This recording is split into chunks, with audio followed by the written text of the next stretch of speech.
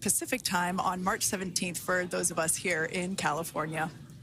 On board Crew 9 are NASA astronauts Nick Hague, Suni Williams, Butch Wilmore, and Roscosmos cosmonaut Alexander Gorbanov. And they are now on their way to the targeted splashdown site off the coast of Tallahassee, Florida. My name is Kate Tice, Senior Quality Systems Engineering Manager here at SpaceX. And joining me today from NASA Communications is Sandra Jones. Thanks, Kate. It's always such a pleasure to be here. Upon departing the International Space Station, Dragon underwent a sequence of departure burns. The crew then had a rest period and has since kicked off preparations for re-entry, including getting into their spacesuits and successfully performing a leak check. The next phase of the mission is when things will really start to amp up. Dragon has a series of steps to complete before returning Crew 9 home. That's right. First, Dragon will maneuver to the correct attitude and jettison its trunk, which is the cylindrical, unpressurized lower part of the spacecraft. The trunk is currently connected to the aft or bottom section of Dragon, where the heat shield is located. But in order to expose that heat shield and get the vehicle ready for atmospheric reentry, we're going to jettison that trunk. From there, the spacecraft will use its forward thrusters to perform a deorbit burn, which will put Dragon on a trajectory to return to Earth. This burn will last about 7.5 minutes once it starts. The deorbit burn uses Draco thrusters on Dragon, primarily the four located on the forward bulkhead, and is executed at the apogee, or the highest point of Earth's current orbit around the Earth. This deorbit burn will alter Dragon's path to ultimately line it up to re-enter Earth's atmosphere and splash down off the coast of Florida. Splashdown today is planned for 2:57 p.m. Pacific or 5:57 p.m. Eastern. The Crew 9 mission began a little differently than usual, since Butch Wilmore and Suni Williams were already aboard the space station when Nick Hague and Alexander Gorbanov arrived in the Crew 9 spacecraft in September. Having arrived as the crew flight test crew for Starliner, Wilmore and Williams were fully incorporated into the space station's Expedition 72 team and began research and other work aboard the station along with the other crew members. Additionally, Williams commanded the orbiting laboratory for much of the expedition. And after a successful liftoff and separation from Falcon 9, Nick and Alexander made a short flight on board Dragon to the International Space Station in September. Both veterans of long-duration station missions, both Williams and Wilmore conducted spacewalks during their 9 months in space. Having had the capacity to leave the station at any point, had there been some type of emergency, the crew members began packing for their voyage home about a week ago and worked through tasks and shared lessons learned with the newly arrived Crew 10 team, who arrived just a few days ago. For return operations such as this, NASA and SpaceX closely coordinate with the United States Coast Guard to establish a safety zone to ensure public safety and for the safety of those involved in the recovery operations, as well as the crew on board the returning spacecraft. Multiple notices are issued to mariners in advance of and during recovery operations, and Coast Guard patrol boats are deployed to discourage boaters from entering the splashdown zones. Now, we do want to stress to the public the need to respect this safety zone. Recovering a spacecraft from the water is a hazardous task, and any other boats interfering increases risk to the astronauts in Dragon, the teams working to recover them from the water, and the safety of those that come too close. So for the safety of the crew and your safety, we recommend you sit back and watch as we'll be bringing you the best possible views of our astronauts' homecoming. And they will be the best views that you can get. So let's take a minute to meet our returning crew. U.S. Space Force Colonel Nick Hague is your Crew 9 commander. He was selected by NASA as an astronaut in 2013. This was his second spaceflight to the International Space Station and third launch overall. He spent 171 days in space with Crew 9 and has a career total of 374 days in space. During his mission, he completed a spacewalk with astronaut Suni Williams. That was his fourth spacewalk, earning him a career total of 25 hours, 56 minutes of spacewalking time. Before Crew 9, Hague previously served as a crew member of Expedition 59 and 60 back in 2019. He flew with Alexei Ovchinin and NASA's Christina Cook. So This is his second time sharing the space station with Ovchinin. The Kansas native is a test pilot of a distinguished graduate of the United States Air Force Academy. Nick spent 5 months in Iraq in support of Operation Iraqi Freedom. He voluntarily transferred from the United States Air Force to U.S. Space Force in 2021 and is an active colonel. His wife, Katie, is a retired U.S. Air Force colonel, and they have 2 sons. NASA astronaut Suni Williams is a mission specialist for Crew 9. This was her 3rd visit to the space station. She originally launched aboard Boeing Starliner spacecraft and arrived at the space station on June 6th. And it looks like we are beginning to get some views inside the spacecraft, overlooking the shoulders of the crew on board Dragon. We'll continue to bring you those views throughout the day and views throughout Splashdown this afternoon rather. But to jump back into a little bit more about Suni, she became an Expedition 71-72 crew member, and she logged 286 days in space on this mission. But she actually has a total of 608 days in space, the second most time in space by a U.S. astronaut. Former NASA astronaut Peggy Whitson ranks first for the U.S. with 675 days in space. She conducted 2 spacewalks and has completed 9 over the course of her career for a total of 62 hours and 6 minutes of spacewalking time. She ranks 4th on the list of cumulative time spacewalking by a female astronaut. And she has flown on 4 different spacecraft types, including the Space Shuttle, Soyuz, Starliner, and now Dragon. Previously, she served on Expedition 14 and 15 in 2006 and 2007, and again with Expedition 32 and 33 in 2012. She's a retired U.S. Navy captain and is a proud graduate of the U.S. Naval Academy. NASA astronaut Butch Wilmore is also serving as a mission specialist today. This is his 3rd spaceflight and, just like Suni, logged 286 days in space. He conducted 1 spacewalk and completed 5 over the course of his career, earning him a total spacewalking time of 21 hours, 2 minutes. He's flown on 4 different spacecraft types throughout his career: the Space Shuttle, Soyuz, Starliner, and now Dragon. Previously, the Mount Juliet, Tennessee native served on STS-129 in 2009 and Expedition 41 and 42 from 2014 to 2015. Wilmore is also a retired captain in the U.S. Navy. And Alexander Gorbanov is a 3rd mission specialist serving on today's mission. Crew 9 was his very first spaceflight to the space station, earning him a total of 171 days in space over the course of his career. Gorbanov, along with Nick Hague, saw the arrival of 4 visiting vehicles and saw the departure of 4 as well. The duo orbited the Earth more than 2,700 times during their mission. Before his cosmonaut selection in 2018, Gorbanov worked as an engineer for a rocket space corporation and helped support cargo spacecraft launches from the Baikonur Cosmodrome in Kazakhstan. To prepare for upcoming events, Dragon is currently doing a couple of things autonomously. First, it's isolating the thermal control system fluid loops from the radiator. This system is what will help keep the internal temperature of Dragon very comfortable for Nick, Suni, Butch, and Alexander during the reentry phase. Dragon is also initiating separation of the claw mechanism, which will terminate data, power, and fluid connections between the spacecraft and the trunk in preparation for that trunk separation that I mentioned earlier.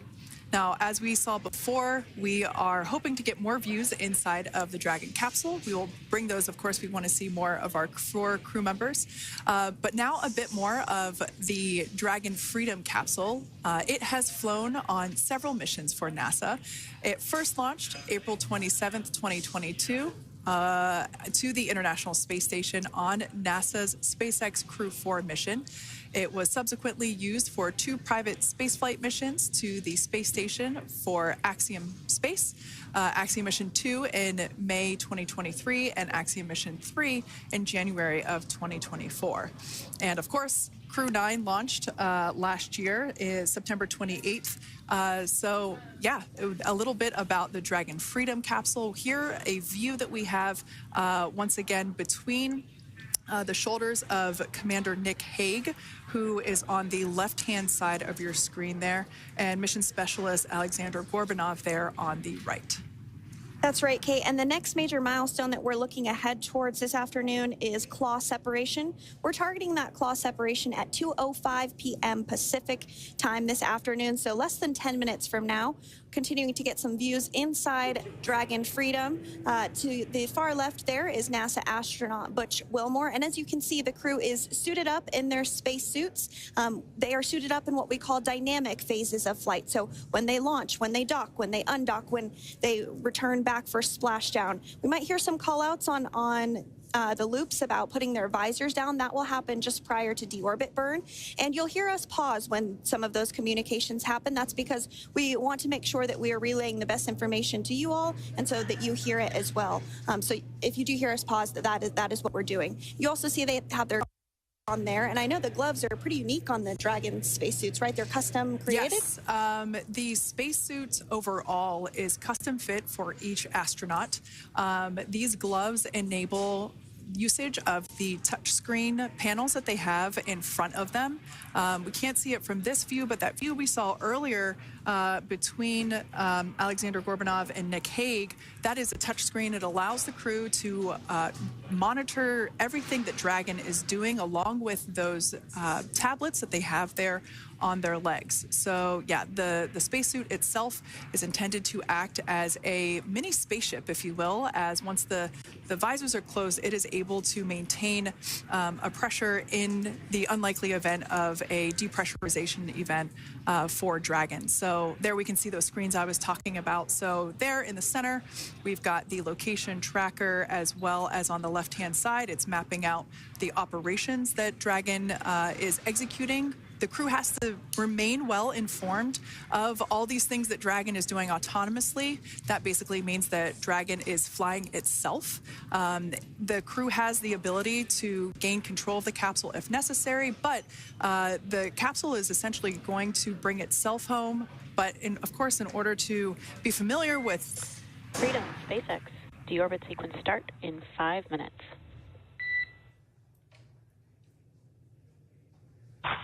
Freedom capsule.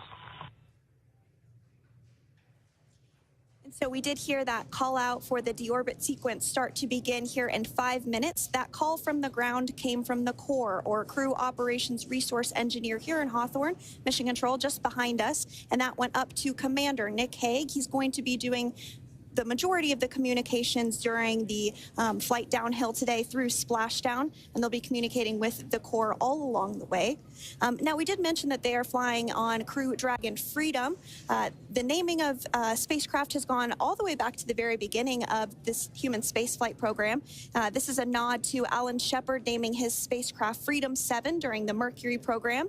And so the crew that first flew up on Freedom a few years ago had the opportunity to name this Dragon, and they named it Freedom. That was Crew 4 that was the first flyers on this spacecraft. It's also flown for Axiom Mission 2 and 3, and then, of course, today for Crew 9 as well. Yeah, actually, fun fact about this particular capsule, of those 4 missions that Sandra just mentioned, we have seen daytime splashdowns for 2 of those. Today will mark the third daytime splashdown. So there's something lucky about this particular capsule that gets daytime splashdowns.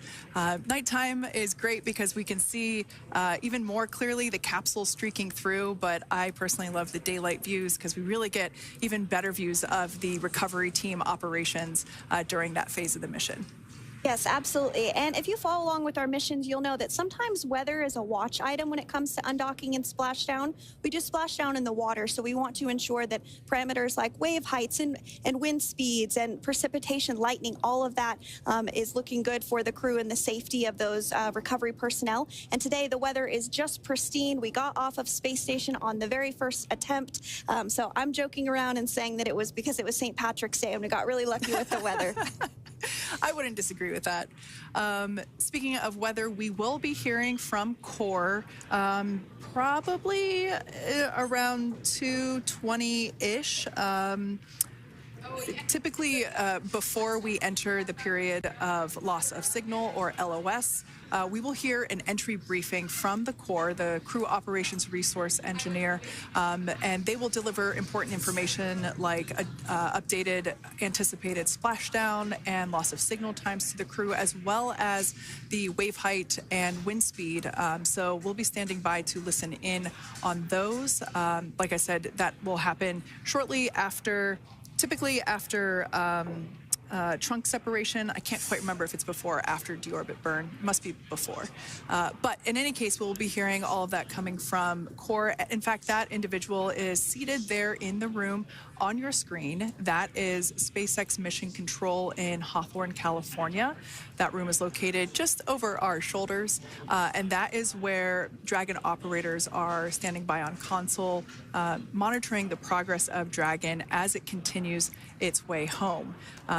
It's been, at the point of splashdown, it'll be about 17 hours since Dragon undocked from the International Space Station. The team there in mission control, there are multiple teams, in fact, and they cycle through shifts to ensure that everybody gets the required rest and sleep periods, just like the astronauts on board. That crew operations and resource engineer is seated there in the room, and that, like Sandra said, is the primary voice that we'll be hearing communicate from the SpaceX team to the crew on board.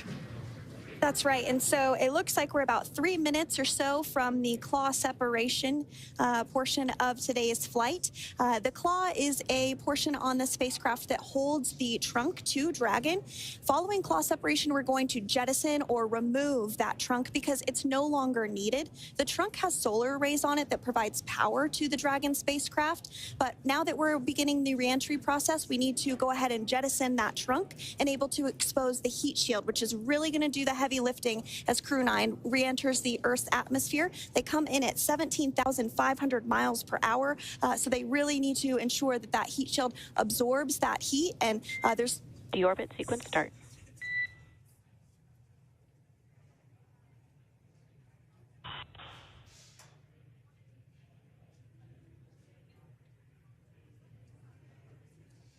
And so we did just get communications there that the deorbit sequence start has begun. So here in just a couple minutes from now, we expect to hear information or a call back about the claw separation having begun. And again, that kicks off that trunk separation portion that I was discussing to remove that, expose the heat shield, and then eventually we'll have the deorbit burn. And we'll continue to walk you through all of these milestones as we approach them ahead of our splashdown at 2:57 p.m. Pacific time this afternoon, off the coast of Tallahassee, Florida. Yeah, we're very excited to bring the Crew 9 crew home. Sandra, we were talking about the trunk separation. That trunk is on a trajectory that will re-enter in the atmosphere and break up upon that re-entry. The heat shield itself is one of my favorite parts of the Dragon capsule. It is the workhorse of the re-entry phase. It will work to protect the Dragon capsule and the crew members on board during the re-entry phase as the temperatures outside of the capsule build up to, I believe, about 3,000 degrees Fahrenheit in excess of. And meanwhile, the interior of Dragon stays a very comfortable temperature. That heat shield does a lot of the work, and we'll see that plasma build up on the exterior of the capsule. As a result of the plasma that builds up, we will lose communications with the crew. This is known as loss of signal, or LOS. This is roughly a 10-minute period on average, even less than. I believe today it is probably about 6 or 7 minutes long. It kind of depends on the mission, and it happens for every Dragon capsule that re-enters the atmosphere. Due to that plasma buildup, we're not able to communicate or command the capsule, so we stand by while we wait to regain communication after we pass through that period of loss of signal and get what's known as AOS, or acquisition of signal. Continuing to stand by for claw separation, and then we'll look towards trunk separation. It'll be just about a minute or so after that. That happens pretty rapidly in succession. Some of our milestones will take a little bit longer throughout the day. For example, we will have a deorbit burn after that will take about 7.5 minutes and helps get Dragon set up in the right trajectory to splash down in the Gulf off the coast of Florida. So continuing to stand by for claw separation.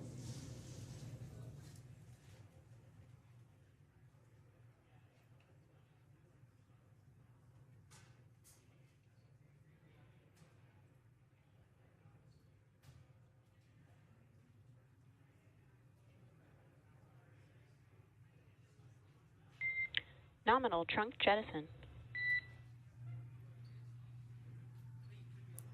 All right. Great news there. That trunk has been jettisoned from the Dragon capsule. So the claw was separated. That's the mechanism that connects the telemetry and power between the Dragon capsule and the trunk. In order to expose the heat shield underneath Dragon, we had to jettison that trunk, and so we just got confirmation that that has happened. So that is great news.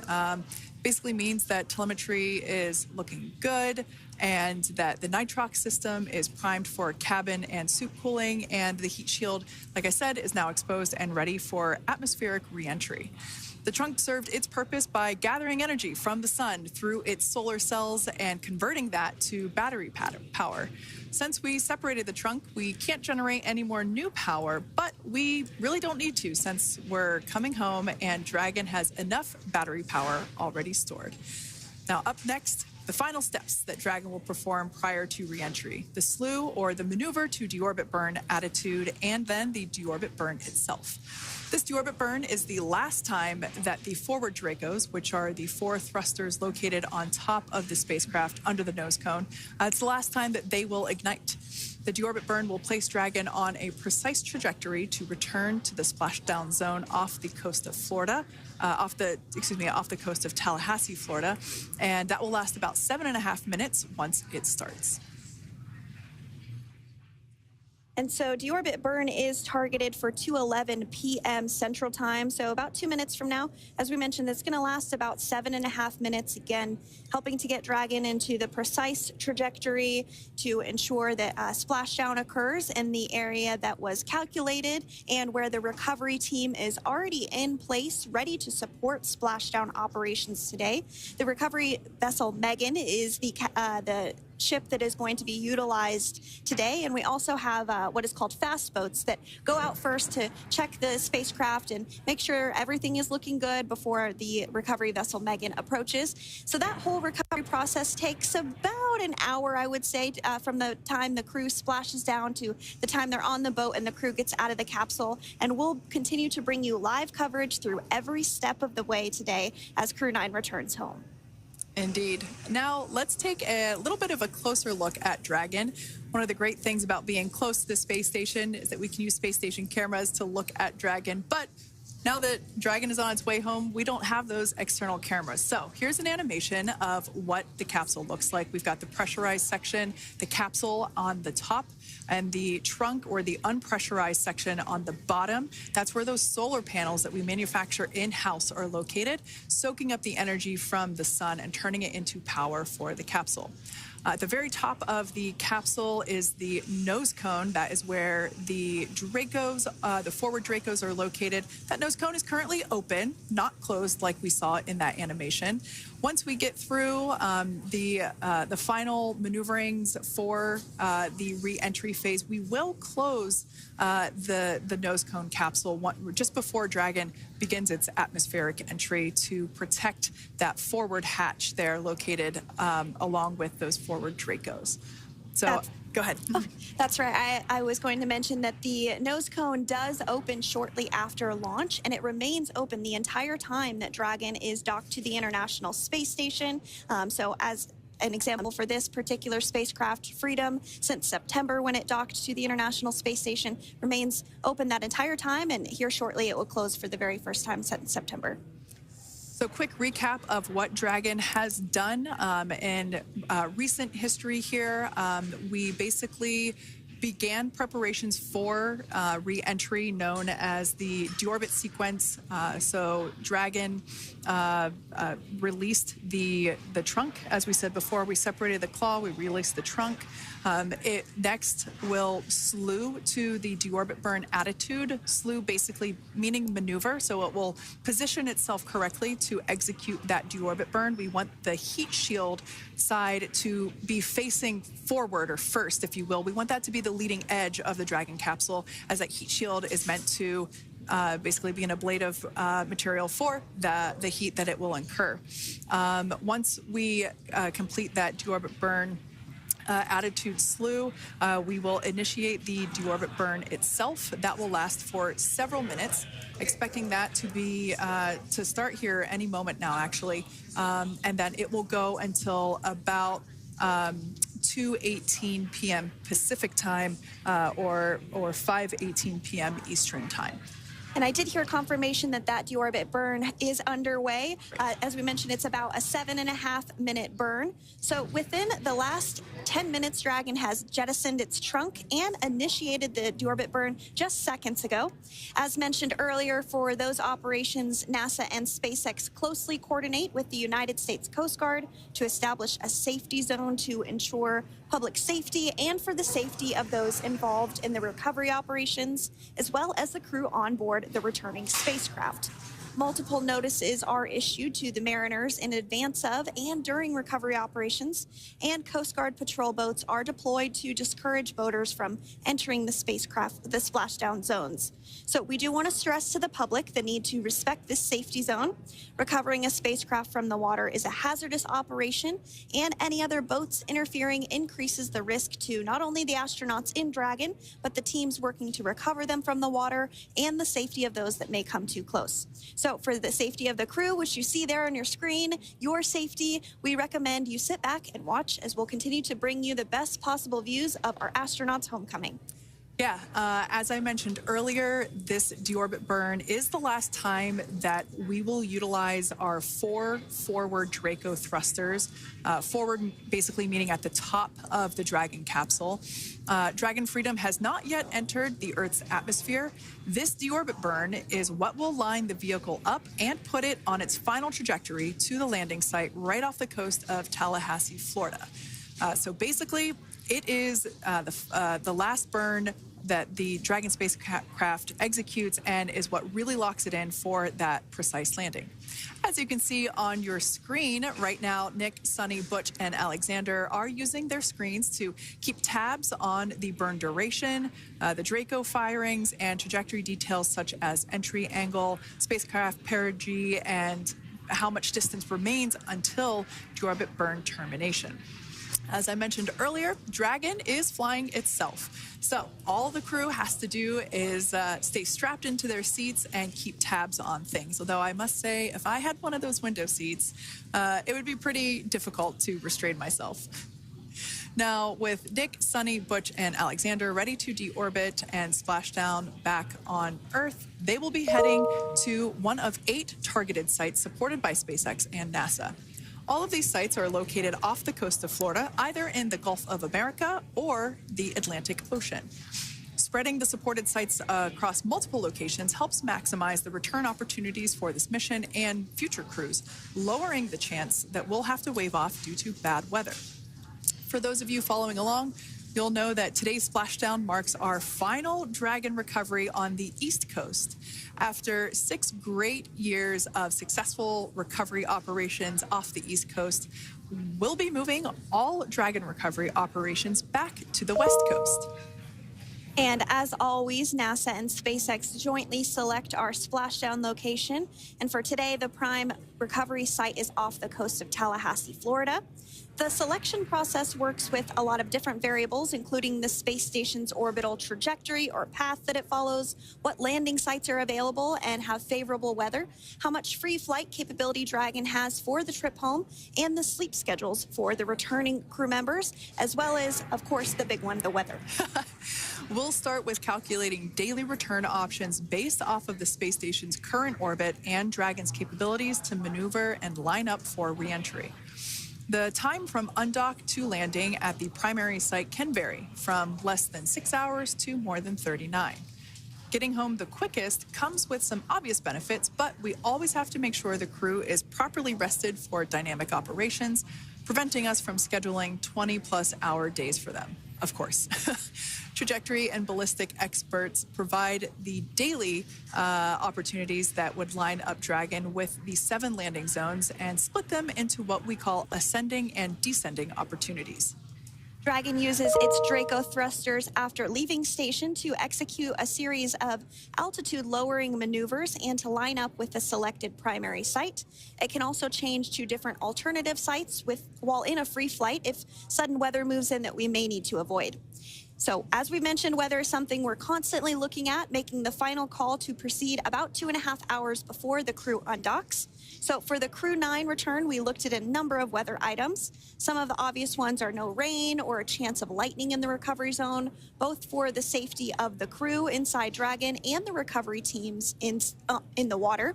And we're also looking for wind speeds to be less than 15 feet per second or about 10 miles per hour, and relatively calm seas so that we can safely execute recovery operations, which includes landing a helicopter on the recovery ship to fly Nick, Suni, Butch, and Alexander back to Florida. Once Dragon began flying today, we had a number of additional checkpoints to either proceed towards the primary site, head to the alternate, or select a new zone based on real-time weather data. These checks happened all the way up until we were in the final hours before the deorbit burn, which has just about a minute or so left in it. And this is the last burn in the trip home that commits Dragon to re-entering the Earth's atmosphere. Now, we are currently waiting to conclude the deorbit burn. We've got less than a minute until that finishes. We will expect to hear a call out for nominal burn, which will confirm completion of that deorbit burn for Dragon Freedom. We can see images there from the touchscreen display panels that the crew utilizes in flight. We can see the visualization of exactly which one of the 4 forward Draco thrusters are firing. That's why you have kind of like a strobe effect there.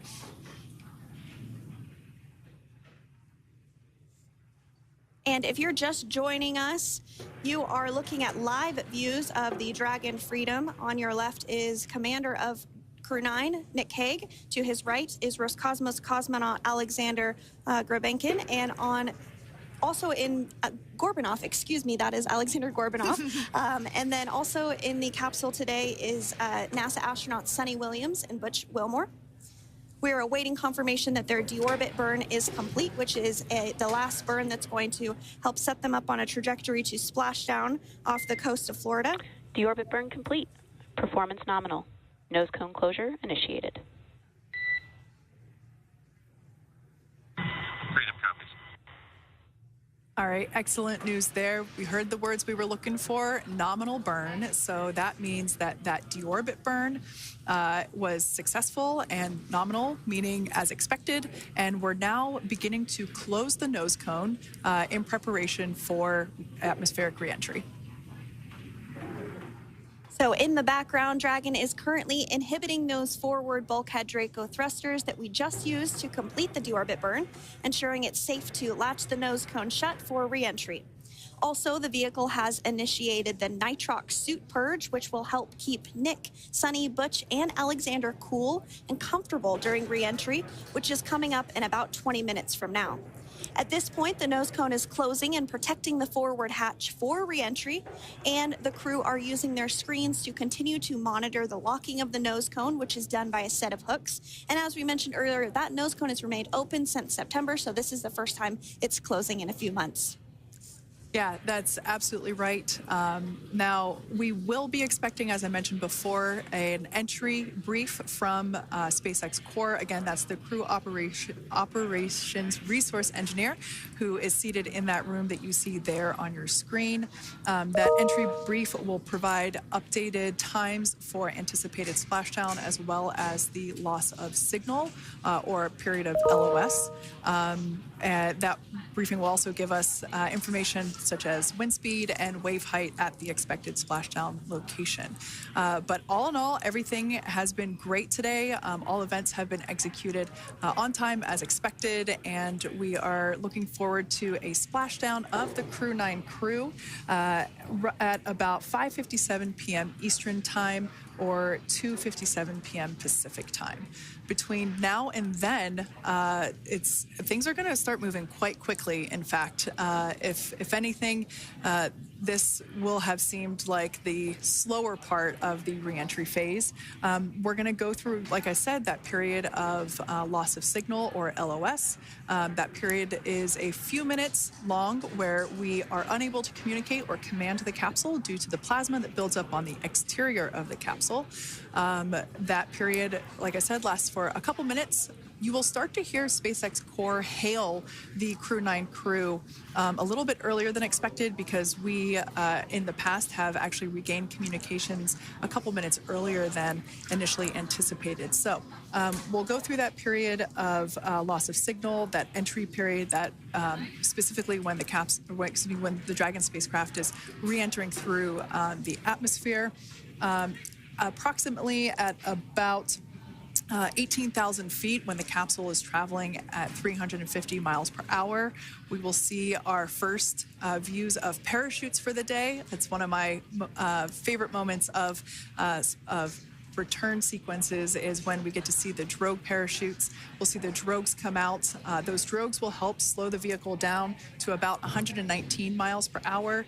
And then that is when the main parachutes will come out from the Dragon spacecraft, and then ultimately end in splashdown. And we are hearing confirmation that the nose cone is closed and everything was nominal or as expected with that closure. So as we begin the second half of entry, Dragon is now beginning to inject cooled nitrox into the air being delivered to the spacesuits worn by Nick, Suni, Butch, and Alexander. Again, this is what will allow the crew to remain comfortable while external temperatures reach 3,500 degrees Fahrenheit as they re-enter the Earth's atmosphere. So the heat shield is pointing forward, leading Dragon to the landing site. Yeah. Now, speaking of the heat shield, Dragon's primary heat shield is comprised of PICA 3.0, which stands for Phenolic Impregnated Carbon Ablator. The first-gen PICA was initially developed by NASA for studying and sampling comets within our solar system. SpaceX partnered with NASA to develop PICA X, which was the second-generation product used on all Dragon 1 cargo resupply service missions that resupplied the International Space Station on 20 missions. PICA 3.0 was developed specifically for use on Dragon 2 crew and cargo, with enhanced structural and thermal capabilities that allowed the heat shield to be even more effective in the way that it utilized the ability to make that heat ablevate as it goes through the Earth's atmosphere.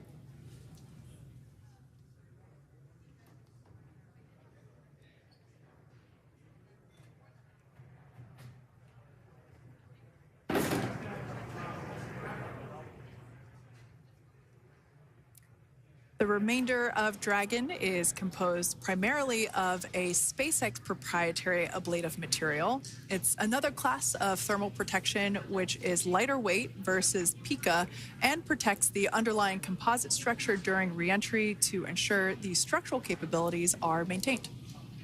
While Dragon will experience temperatures well over 3,000 degrees during peak reentry conditions, the characteristics of the thermal protection system, coupled with the environmental control and life support system in the pressurized interior, will ensure that Nick, Suni, Butch, and Alexander stay cool and comfortable during all phases of reentry through Splashdown.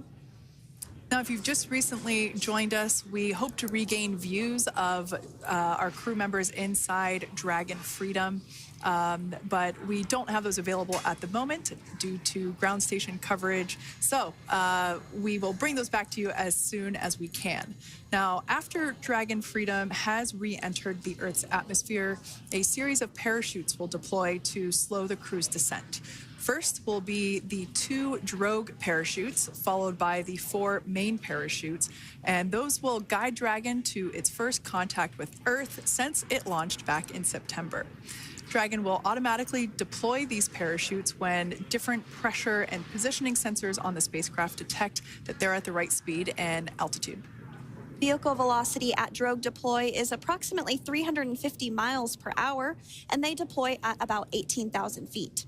Now, when the vehicle velocity at main deploy is approximately 119 miles per hour, and they deploy at about 6,500 feet. When Dragon splashes down in the water, the vehicle velocity will be about 16 miles per hour, so you can really see how those parachutes help to slow down the crew inside the capsule. The highest G-load the crew is expected to experience today is about 3 to 5 Gs. Yeah, when you think about really fun roller coasters, they're about in that range. So I'm sure that our crew on board will be well equipped to experience those Gs. It's nothing for them. They go through much more intense training. And so we are continuing to make our way through a number of milestones today. We did have trunk separation. Freedom, SpaceX. Nose cone is secure for entry. Freedom copies.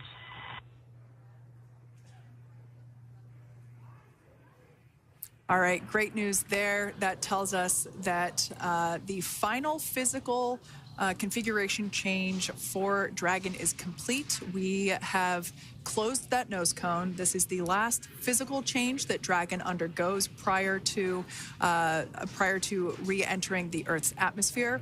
It's important that that nose cone is completely closed because underneath it is not only where the 4 forward Draco thrusters are located, but it's also because that is where the forward hatch is located. That is the hatch that is utilized for the crew to ingress and egress from the station while it is docked on board. And since our capsules are flight proven and we reuse them on future space flights, we want to make sure that all of the integrity of that hardware remains intact. So that nose cone is successfully closed, and we're going to start moving pretty quickly here. As I mentioned before, we'll go through loss of signal.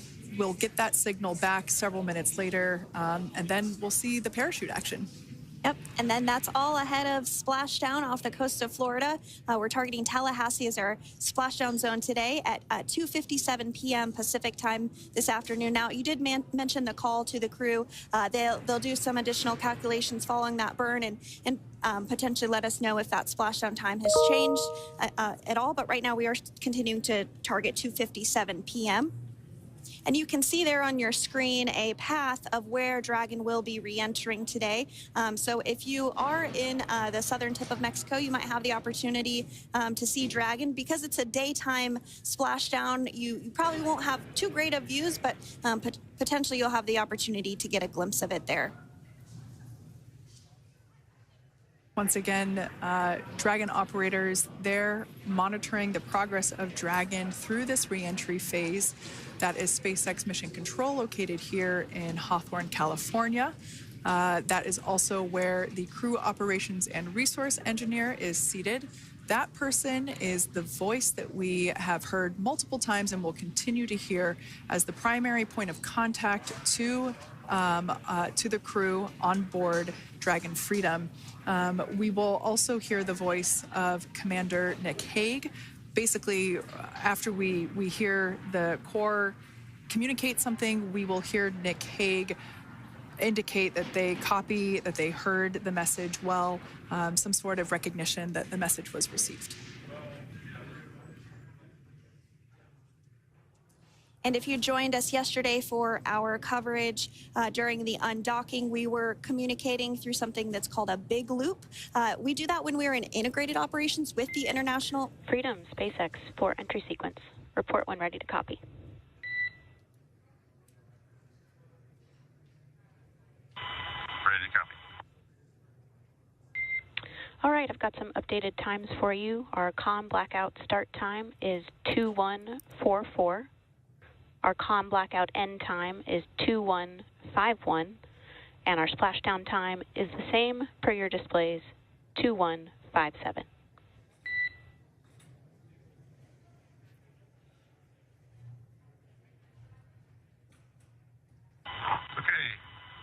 Understand, com blackout, start 2144, stop 2151, splashdown per display. That's a good readback. And with that, please report when tablets are secured behind the elastic bands, restraints are tight, and visors are down. And copy, Wilco.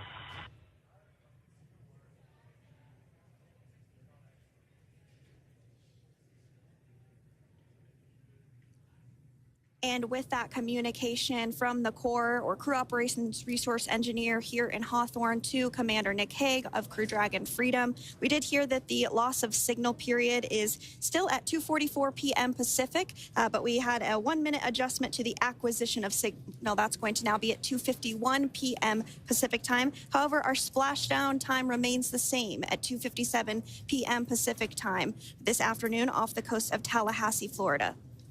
So all good news there as Dragon continues to make its way home with the Crew 9 crew. As we've mentioned before, we are splashing down on the Gulf Coast. We have ability to splash down on either side of Florida, but the location site just outside of Tallahassee, Florida is the site that was selected today due to best recovery conditions.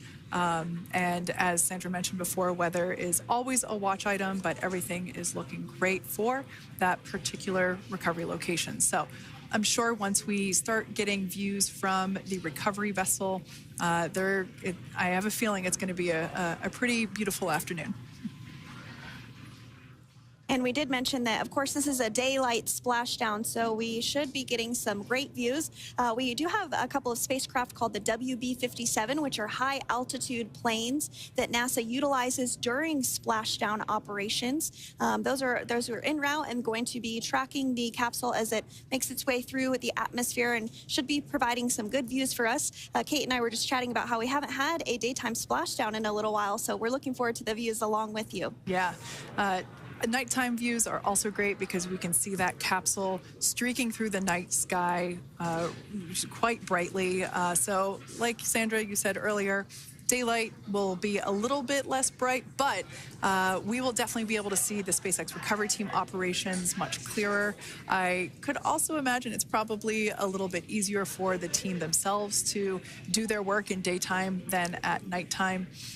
We'll see them rush in really quickly with a couple of fast boats as they begin the initial safety checks and sweeps of the Dragon capsule, while also retrieving the parachutes from the surface of the ocean. The recovery vessel, the main recovery vessel, will continue to make its way closer to the Dragon capsule. It is stationed a couple miles away from the actual recovery location, the splashdown location, for obvious safety purposes. So it takes a little while for that vessel to make its way over, but once it's closer, we'll have even better views of those recovery operations. And you may be wondering why sometimes we splash down in the daytime versus the nighttime.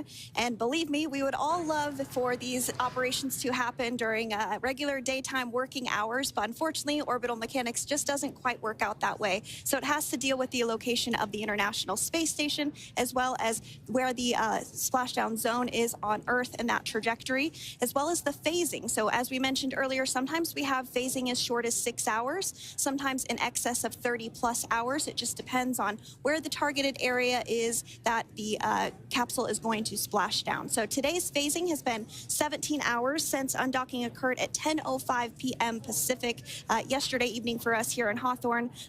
Early wee hours for folks on the East Coast and other areas of the United States.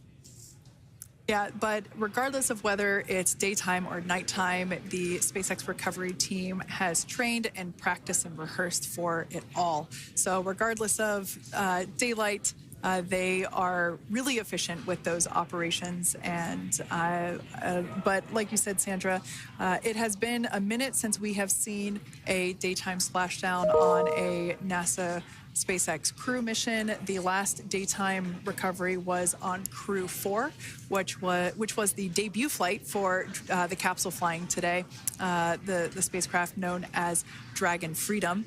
And so, yeah, kind of a fun fact there in terms of the timing of that daylight splashdowns. Once again, standing by for more communication with the crew. The next event that we have coming up is the start of that period known as loss of signal. That is the period still expected at 2:44 p.m. Pacific time. This lasts for several minutes while the capsule is making its way through the Earth's atmosphere. The heat shield located at the bottom of the capsule really doing all the work at that point in time in terms of using the atmosphere to slow the capsule down from its orbital speeds of 17,500 miles per hour. Our tablets are secure, restraints are tightened, visors down. We are configured for entry. Freedom, I copied. Tablets are secured, restraints are tight, and visors down.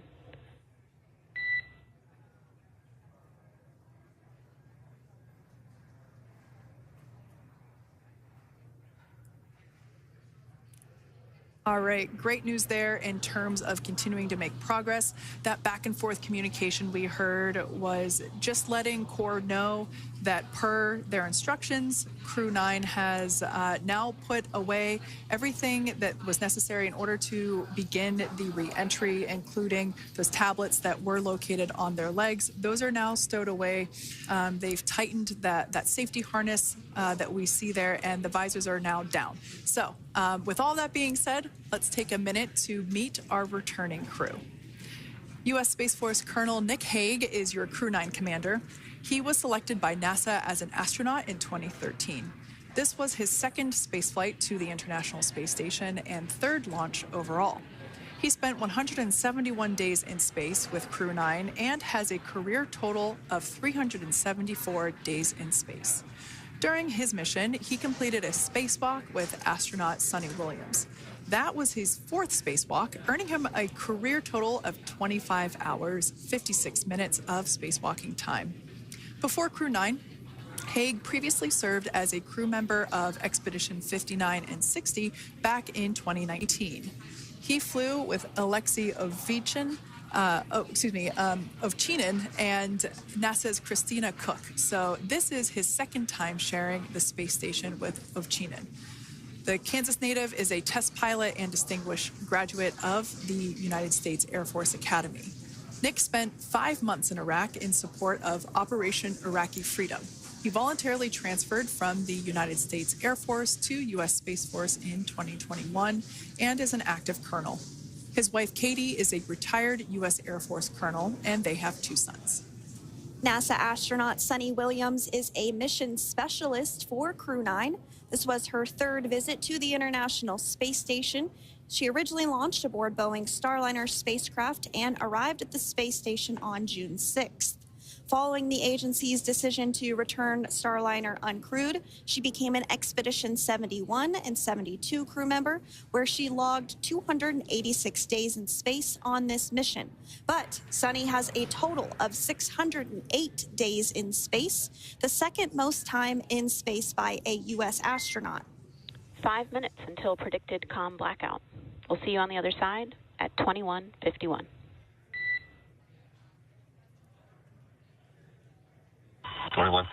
Talk to you soon. And with that call out from the crew operations resource engineer to Commander Nick Hague, letting them know that everything is looking good ahead of the loss of signal period. We will see the crew on the other side of the loss of signal period at 2:51 p.m. Pacific time this afternoon. Continuing on about Suni Williams, who has a total of 608 days in space, the second most time in space by a U.S. astronaut. Former NASA astronaut Peggy Whitson actually ranks first for the U.S. with 675 days in space. Suni conducted 2 spacewalks and has completed 9 over the course of her career for a total of 62 hours, 6 minutes of spacewalking time. She ranks 4th on the list of cumulative time spacewalking by a female astronaut, and she has flown on 4 different spacecraft types, including the Space Shuttle, Soyuz, Starliner, and now Dragon. Previously, she served on Expedition 14 and 15 in 2006 and 2007, and again with Expedition 32 and 33 in 2012. She's a retired U.S. Navy captain and is a proud graduate of the U.S. Naval Academy and was the first astronaut to run a marathon in space. Pretty awesome stuff. Now, NASA astronaut Butch Wilmore is also serving as a mission specialist today. This is his third space flight and, just like Suni, logged 286 days in space.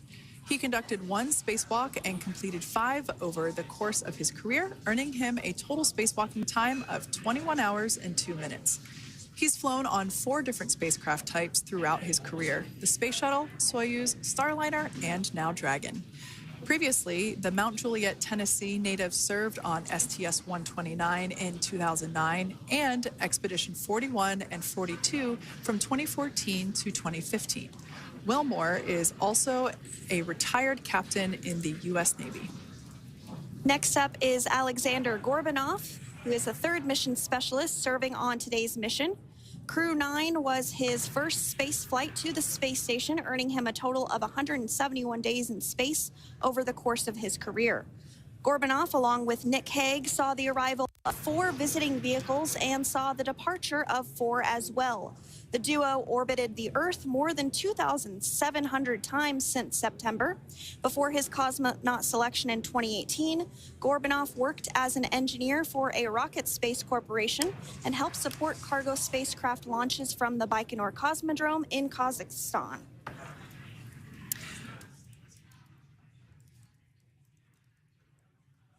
So if you are just joining us, we are continuing to bring you live coverage of Crew 9's return to Earth following their mission aboard the International Space Station, where they completed science and research investigations.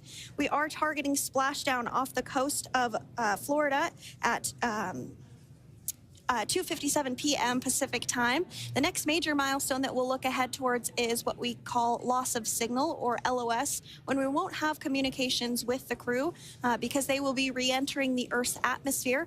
And during this process, there is plasma that builds up around that heat shield, so we are not able to communicate with the crew, but we are anticipating to regain communications with the crew at a short time from now at 2:51 p.m. Pacific time today. As we said before, everything continues to look good for the return of the Crew 9 team. We are about to go into that period of loss of signal. Once we get views of the crew inside the capsule, once again, we will be sure to bring those to you. But that period of time is when plasma is building up on the exterior of the capsule, generating heat in excess of 3,500 degrees Fahrenheit. So we are unable to communicate or command the spacecraft at that time. And that includes, unfortunately, video feeds as well. So as soon as we get the views back inside Dragon, we will bring those to you. But until then, we are going to stand by and continue to monitor the progress of Dragon. Like Sandra just said, we are anticipating the blackout period to begin at 2:51 p.m. Pacific time, 5:51 p.m. Eastern time. This will last for several minutes. It's not super exact, even though we are predicting acquisition of signal, or AOS, to come back at 5:51 p.m. Eastern time. In the past, we have regained communication sometimes a little bit earlier than that, so we'll probably start to hear Core begin to hail Crew Dragon a minute or two prior to that anticipated acquisition of signal. But right now, Nick, Suni, Butch, and Alexander are seated in their seats inside Dragon Freedom. Their visors are down, and they have put away or stored the tablets they had located on their upper leg to monitor Dragon's progress. Now they will be utilizing the touchscreen displays, where the current operation and future operations will be displayed as they are able to monitor Dragon's progress continually. As I said before, Dragon is autonomous, meaning it is flying itself. So the crew stands by and monitors and those touchscreen displays are what will be allowing them to do so and prepare for events such as parachute deploy. And while on board the International Space Station, Nick, Suni, Butch, and Alexander contributed to over 900 hours of science and research investigations, which is really the key purpose of the International Space Station. Now, the International Space Station is celebrating a major milestone this year where they will be celebrating 25 years of continuous human presence in November. So if you're younger than 25 years, you've never known a day where there hasn't been a human living and working aboard the International Space Station, contributing to key science and research investigations that impact our lives here on Earth. There's research being done on Parkinson's, on osteoporosis, on cancer research, and a variety of other studies.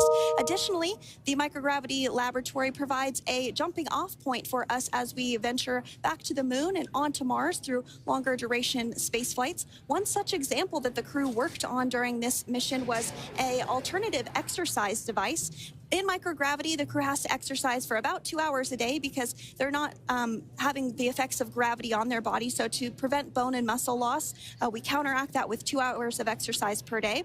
On board the International Space Station, they have 3 ways in which they can exercise. They have a bike, they have a treadmill, and they have a similar to a weightlifting machine that counteracts the microgravity environment. But a particular experiment that this crew tested out was a combination of all 3 of those in one smaller device. And this is really critical as we continue on to the moon, Mars, and beyond, because space is really important in spacecraft. So if we have something smaller that the crew might be able to utilize, that can potentially help us venture out even further into the solar system. So science is really the name of the game when it comes to the International Space Station. Some of the other science highlights that took place during this increment that are particularly interesting to me was we had the first wooden satellite that was deployed. This is a study to see if other materials might be more resourceful or renewable in space.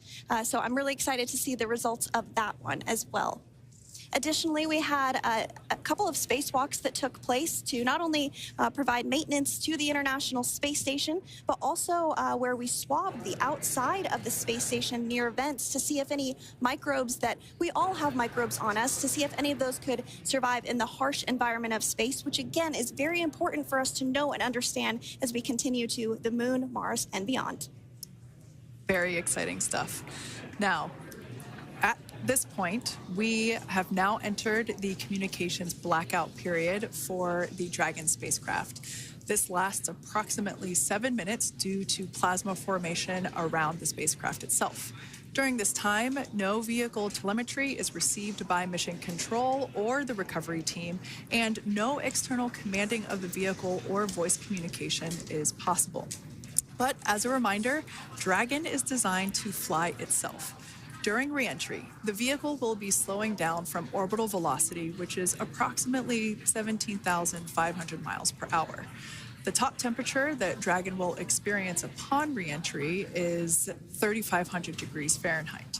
This blackout period, as I said before, we expect it to last about 7 minutes today, concluding at 5:51 p.m. Eastern Time or 2:51 p.m. Pacific Time. We right there have our first view of Dragon Freedom coming home to Earth.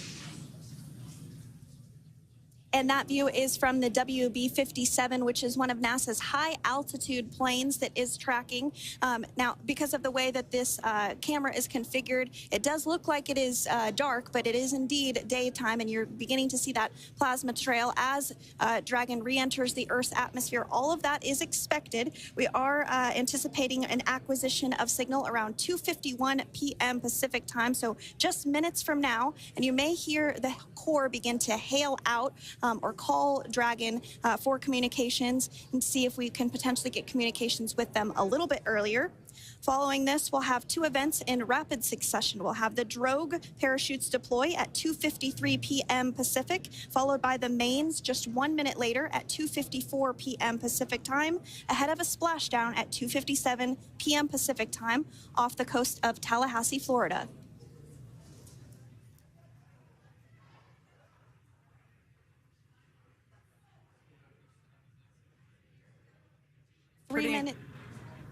Pretty incredible views of the Dragon spacecraft making its way home back to planet Earth with the Crew 9 astronauts on board.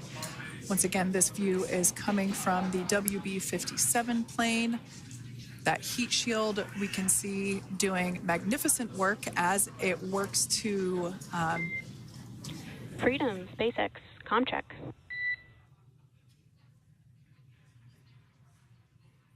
All right, we're going to start hearing the SpaceX Crew Operations Resource Engineer. SpaceX Freedom is with you. 4.16. Enjoying the ride. Copy that, Freedom. Great news there from Commander Nick Hague reporting back. We see a healthy flight computer. Expect automated chute deployment. Freedom copies.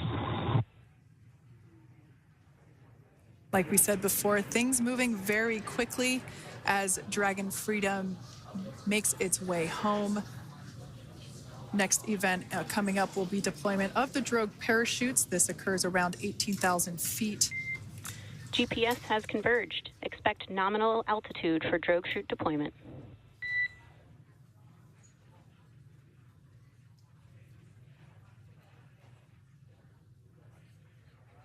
We're about 2 minutes away from deployment of those drogue parachutes. Now the heat shield is continuing to work to slow the vehicle down. That entry period, the Dragon spacecraft went from orbital velocity about 17,500 miles per hour down to about 350 miles per hour. So it really gives you a sense of why that plasma builds up on the exterior of the capsule, thanks to the heat shield and the work that it does. Those drogue parachutes will slow it down from 350. This splashdown that they're waiting for here, then the family members who have had to sacrifice so much over the last 9 months. Remember, as you just mentioned here, Suni and Butch went for that 8-day mission on that Boeing Starliner on that crewed flight, that first test flight there with the crew. They were supposed to come in just a few days. As Navy captains, retired Navy captains, they are aware that things change. They've done this long enough to know that there are changes that come with this. However, no one would have imagined that this would have taken 9 months for them to come back home. Their families anxiously waiting, listening to them, trying to get word on what will happen. And of course, we're watching all of this happen in real time. Faith Abube, thank you. Of course, we've seen the parachutes deployed there moments ago as Faith was reporting on the families waiting for their return. Look at these remarkable pictures as these 2 astronauts who were in space for nearly a year. The parachutes now deployed, obviously working for that final descent to slow down the capsule for this splashdown just off the coast of Florida. Let's listen in to NASA for a moment. Let's get a feel for this. They continue to ensure that the Dragon spacecraft slows down even further. As we mentioned, Freedom will be traveling 16 miles per hour when it splashes down off the coast of Tallahassee, Florida, here at 2:57 p.m. Pacific time this afternoon. And there we go. We have visual on 4 healthy mains. There you have it, 4 parachutes now deployed. We knew there would be a total of 4. And as we heard from the NASA scientists there who are narrating this video, 16 miles per hour when that capsule splashes down just off the coast of Florida. We're joined by retired NASA astronaut and ABC News contributor Katie Coleman, also watching this. Katie, you know this all too well. You were on the International Space Station yourself, but it's still incredible to see. Now awaiting visuals of Splashdown. You know, it's actually hard to, it was hard to breathe. When you were coming back yourself, and describe for me what this moment is like for these 2 astronauts. We know there are 2 others accompanying them in their return to space, but what this moment feels like and what it feels like when they actually splash down into the water. Well, I think I hate to say it, but I think we've seen the scariest part, at least it's the part where I wasn't breathing, which is wanting to see those 2 drogue chutes that start the sequence. You're looking at 800 and then a live view of Crew 9. Seeing all 4. Just minutes away from splashing down off the. And do you remember what this moment was like, Katie, yourself, in the return to Earth, and what this must be like for them?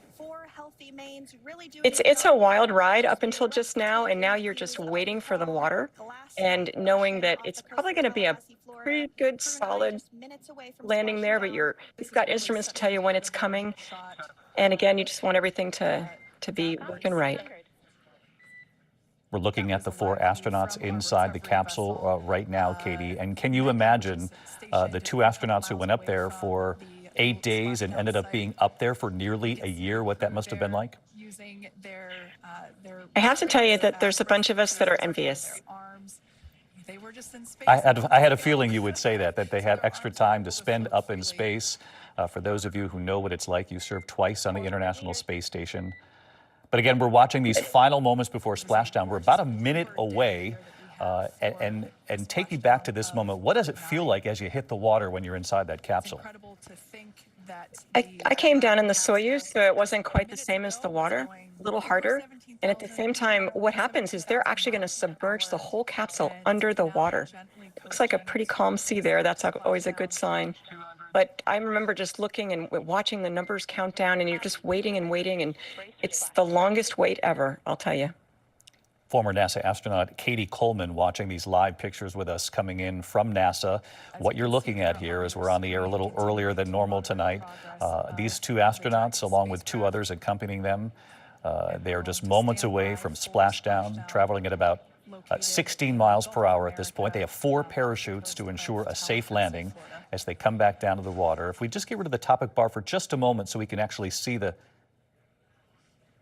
And splashdown, Crew 9 back on Earth. Back on Earth, and there the applause. Back on Earth. I've got chills the 3 just words looking at it.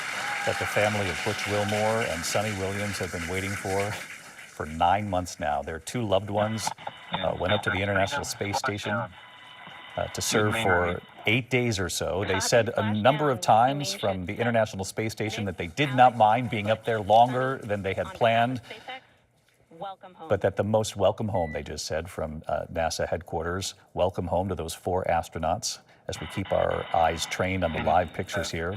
An amazing, what a ride. They said the most difficult part, as I was saying, of ending up there for more than a year was being away from their family. Butch Wilmore missed most of his younger daughter's senior year of high school. He has an older daughter as well who's in college, so a reunion between Dad and his 2 girls here when they can get out of the capsule and out of the water here. And as you can see on your we did screen, anticipate it would be quite some time before we actually see them now. We're going to see the capsule here floating in the water. It's about a half an hour to 45 minutes before you actually expect to see the astronauts themselves. We'll have that for you on World News Tonight coming up a short time from now. Suni Williams had been using the internet on board the International Space Station to talk with her mother, who is a senior, as she checked in on her and her health and her well-being, letting her know that she'd be home soon. She said she looked forward to reuniting with her mom, her husband Michael, and her 2 Labradors, Gunner and Bailey. We're going to be awfully excited when Mom comes through that door. Copy, you're in section 2 for the environmental assessment. So welcome back to Earth. Crew 9, you can see a recovery vessel there in the distance, which will certainly take the 4 astronauts. Again, Butch Wilmore, Suni Williams, and 2 other astronauts who accompanied them back. And this was on a SpaceX capsule. As you know, they went up on a Boeing Starliner in the first place almost a year ago. And the initial plan was to come home on a Boeing vessel as well. That did not work out. Eventually, it was a SpaceX capsule that would bring them back. Let's listen to what they're saying. After approximately 17 hours of a return journey from space. The SpaceX recovery ship and team have been waiting for Dragon's splashdown, and they will now make their way to the splashdown location. The teams have been ready and waiting about 3 nautical miles away, so minutes or so to make their way to... Pretty sure we're in stable 1. Copy, stable 1. We see the same. Once they make it to the recovery vessel, as you heard right there... About 30 minutes for the recovery team to make their way over to Nick, Suni, Butch, and Alexander, who are still seated and secured inside that Dragon spacecraft there on your screen. Incredible views there of that thermal protection system, or TPS. Reports from NASA right there. You heard it for yourself. They are secured in their seats still inside that capsule. All 4 astronauts okay. That's the word from NASA. They said it would be about about 30 minutes or so to get them firmly in touch here with the retrieval vessel that's off in the distance to take them obviously back to the mainland. So when we saw the Dragon capsule docked at This all station, playing out it looked very off the different. coast The of Florida. panel that And Faith, you protects heard the covers applause the main parachutes, at that NASA was, and beyond, still I'm intact, sure. as This well has as the been a panels that homecoming that enclose so many have where been the waiting drogue for. parachutes are located. It really has, David, and family members cannot wait to start hugging them. But of course, we know that there is a process from here. After their capsule is recovered there in Tallahassee, they will be taken to a helicopter where they'll be flown to Houston. There will be an extensive medical evaluation to make sure they're doing well. Of course, they've spent quite a significant amount of time in space. That takes a toll. They haven't had any sort of radiation, sunlight, or felt gravity in about 9 months. And so they will need to actually be evaluated to make sure that they're okay for even months and months, even years from now. But as we're watching these pictures, David, it will not be surprising if we see them being carried out on stretchers. That is a normal part of this process because of the toll that space travel takes on a person. And so we're watching all this play out. The family members, again, they thought this was just going to be an 8-day mission. They had chores and things ready for Suni and Butch to do back at home. They had to keep extending that over and over again, and hopefully they'll be able to reunite with them as soon as possible, David. Faith, thank you. Let's listen into NASA as they now try to get these astronauts out of the capsule. To maneuver the spacecraft. Unfortunately, those hypergolics are unable to be breathed. They are toxic, and so this team here is doing those initial safety checks to make sure that it is safe for the rest of the recovery team to approach the spacecraft. They're also checking to make sure that any residuals from the pyros are safe and are not going to cause any issues. We can see the team working their way around the spacecraft to do these basically these sniff tests on all of those Draco thrusters. You can see the recovery teams there circling the capsule, making sure everything is okay. And we can tell you that SpaceX is reporting that all of the astronauts are okay. They were smiling, still buckled into their seats after splashdown. They're right inside that SpaceX capsule, now bobbing in the water off the coast of Florida. Again, they left at the early morning hours, undocked from the International Space Station. And this has been a story, really, the country has been following for nearly a year now, because two of these astronauts, as you know, Butch Wilmore and Suni Williams, had been on this International Space Station mission that was supposed to last just a little more than a week, and it ended up being nearly a year.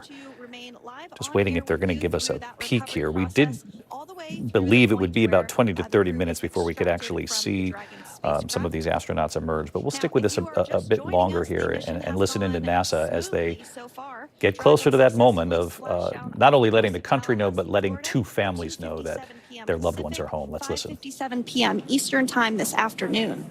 Approximately 17 hours prior to splashdown, Dragon autonomously undocked from the International Space Station, completed a series of departure burns, jettisoned its trunk section, and performed its final burn, the deorbit burn.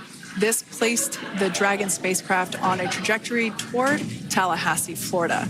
Dragon successfully re-entered the Earth's atmosphere, followed by deployment of its parachutes to slow the spacecraft down to a Former gentle astronaut splashdown. Katie Coleman, We're now who flew going to twice follow on the the Space Shuttle Columbia, spent almost 6 months living and working aboard the International Space Station. And Katie, as you look at this picture, I know you came back sort of a different way, if you will, from these four astronauts, but describe what it must be like inside that capsule. And as we've heard from SpaceX now, all four astronauts smiling and okay. And so what we did just hear there, I think there's great joy. hypergol checks were And complete.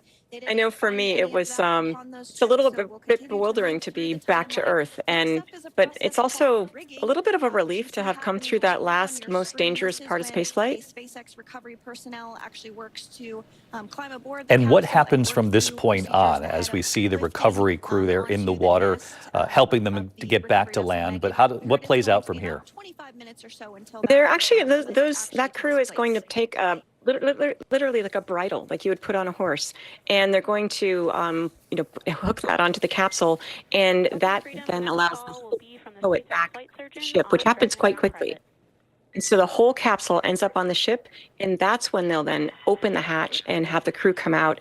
And they do most often put them in these chairs that look like stretchers. Some of that reason is also because they're doing experiments and they want to take some data before they move around. And as we can see, Katie, the capsule is appears to be right side up. You can see one of the NASA workers there climbing the capsule in the water as it bobs in the water.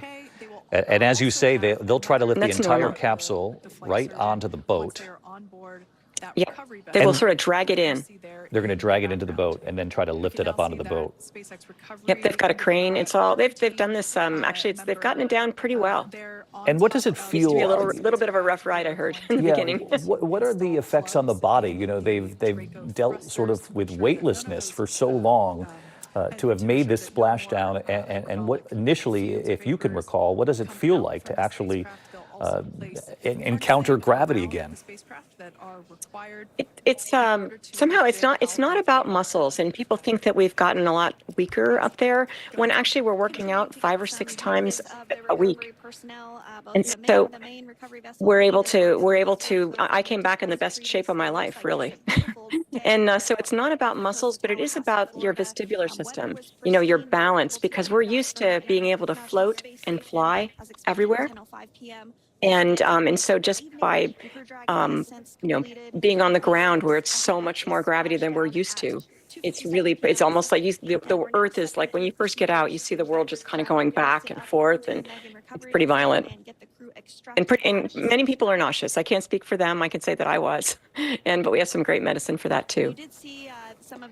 These astronauts were very honest. They said they appreciated their extra time, that they were prepared in some respects for the possibility, should anything go awry, that they would have to spend more time up there. They were given more homework, if you will. Katie, you said you were envious in many ways of their extra time in space. But talk to me a little bit about what even they acknowledged, which is that this was also space flight coming home, and it always comes with inherent risks, and what that's like to go through. Well, it's certainly, it's never, space flight's never going to be safe. And I would say the 3 hardest parts are going up, being up there, and coming down. And it's been interesting. My family and I participated in a documentary, a PBS documentary called Space, The Longest Goodbye, where it was all about what it's like for families. And I got to find out a little bit about what my family felt like when I was gone. And, I think it's hard for them too. They have to keep up kind of a, brave face. And even though, they know you miss them, it's still, it's just hard for everybody. We've heard from Butch Wilmore. We actually do have some great Sunday morning videos. On every week, it's still the same on the space station. Every week, you get to have a video conference with your family, and we proved that you can actually give that look from space. I heard you've been rude to your grandma. that mom can still deliver that look. Stay in line, even if she is quite a distance away. We're looking at the images. But it's still going to be nice to get to be down together, and that first hug, there's nothing like that first hug, which will happen in Houston. Yeah, I can't imagine what that's going to be like, especially when they've waited so long for it. Butch Wilmore, as I mentioned just when we came on here, has 2 daughters. His youngest is actually in her senior year of high school. And here we are in spring, so he's missed much of that senior year, and his older daughter is in college, so there'll be much to bring Dad up to speed on, even though there are those phone calls from space, as you point out, Katie. And then Suni Williams returns to give her husband a hug. The 2 Labradors, Gunnar and Bailey, a hug too. And this was interesting, Katie, because she talked about her mother, her elderly mom, who she checked in with very often with that extended period in space. She wanted to make sure her mom was doing well. As you see, they are preparing actually, to take place. My mom, or my husband said, I contacted him more from space than we managed to do on the ground when I was training. We actually have an internet protocol phone that we can use, and it's just that little bit of staying in touch, explaining where something is in the house that can't be found, but also we read stories. Even though my son was a little bit older, he was 10. This was a nice way to be together without actually, having to say, how are you? How was your day? And it made life a little bit normal, just a different kind of normal. We're going to stay here with these live pictures until the moment we see these two astronauts, especially given the time this country has spent just hoping for their return and sort of imagining what it must be like, being sent on a mission in space and then finding out that things didn't go completely as planned, that they were safe while up there, but that they would be up there longer than they had initially intended. They were given more work to do while they were up there, and they simply waited for NASA to decide it was safe for them to come home. NASA always contended that they weren't completely isolated in space, that if they had to get them home, they would have used the capsule attached to the International Space Station, but that they wanted to do it with the safest of protocols, to have the two capsules at the International Space Station. And eventually, it wasn't the Boeing Starliner that brought them home. And of course, there'll be questions about that going forward. It was the SpaceX capsule that brought them home over a multi-hour final trip home. And as you can see, a beautiful day there in the waters just off Florida.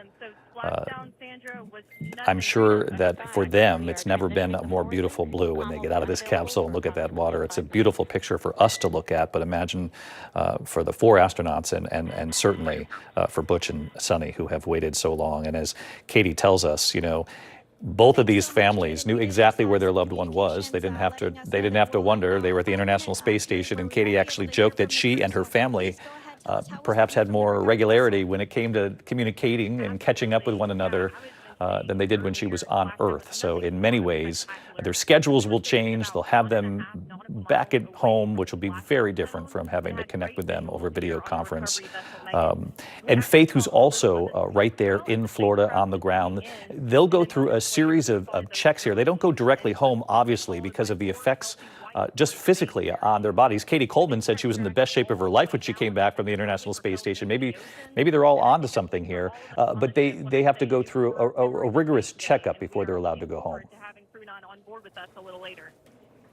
Again, as I mentioned earlier, it will not be surprising if we saw them on stretchers coming out of that space capsule because of just the toll that the space travel has taken on them.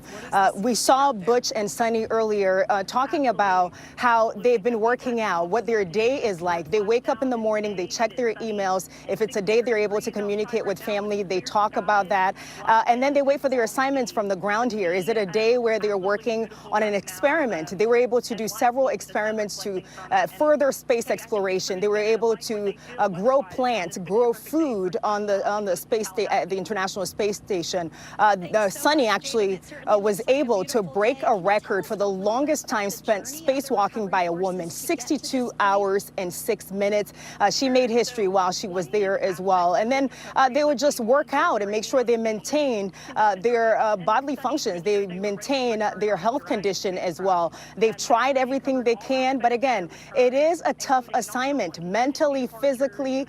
They've been trying to actually calm the effect of all of that over the last several months, but they will be evaluated by doctors. The impact, it's not just the muscle mass loss, it's not just the bone density, it's the fluid buildup, it's the feeling of gravity. One astronaut who recently came back described it as, for example, when they're in space and it's zero gravity, they don't actually even feel their clothes on them. Their clothes essentially just float on them. When they come back to Earth, their clothes sometimes feel like sandpaper. It's heavy, it weighs them down. Walking, which we take for granted, could be an issue as well. So a lot of tests they're going to have to undergo. A lot of that process will also inform NASA in terms of other people who are going back in space and expanding space exploration to the moon and Mars as well, David.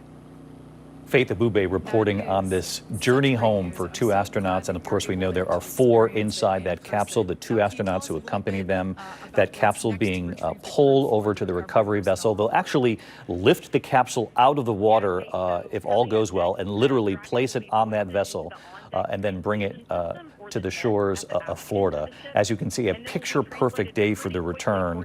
And we can tell you that we're getting word that Suni Williams' mother, who she stayed in contact with so closely over this nearly year-long journey in space, her elderly mother back home, who she said she called often to make sure was doing well. Well, that mom is excited to see her daughter again, Pani Pandya. Very happy that Suni has returned to Earth after this 9-month mission in space. She was promised a call, she says, as soon as Suni gets a hold of a phone. So I gather that'll happen all within the next hour or so. Mom saying she said she's going to call as soon as she gets to a phone. She told us she's going to be delayed, and we said, well, how long? And she said, we're having a little problem with the Starliner, but we'll let you know. So we hung in there and we waited and we waited. And can you imagine? It turned into a 9-month wait for the mom who was waiting back here on Earth for Suni Williams to come back. Suni obviously will be reunited with her husband Michael and the Labradors. They have 2 labs that'll be very excited to see her come home as well, although we know dogs don't necessarily know time frame, time that has gone by, but certainly the humans back here on Earth do, and we know Butch's 2 daughters must be excited that their dad is back in the water here, at least, not back on land yet, but in the capsule, and you can see them climbing right up to the hatch there. They will get on that first helicopter out and arrive at the airport. Have to say, extraordinary pictures coming in from NASA here. And SpaceX telling us moments ago, for those of you joining us, this is ABC News live coverage of the return of 2 astronauts. Those 2 astronauts who we had been reporting on for quite some time. They ended up in space for nearly a year. You can see the NASA recovery teams in the water there, the recovery vessel off in the distance. They have obviously made contact with the astronauts, 4 of them inside that SpaceX capsule. SpaceX reporting a short time ago that all 4 astronauts were smiling and still buckled in to their seats. And obviously, they must be just overjoyed to be home, to be safe, and soon to be reunited with their family, although we heard Faith Abube report in great detail there that they've got a little bit of work to do still, being checked out medically to make sure that they readjust. Gravity is now taking hold once again, and Katie Coleman, former astronaut, Katie Coleman with us here for our coverage as well, telling us that the human body does feel different when you come back to Earth.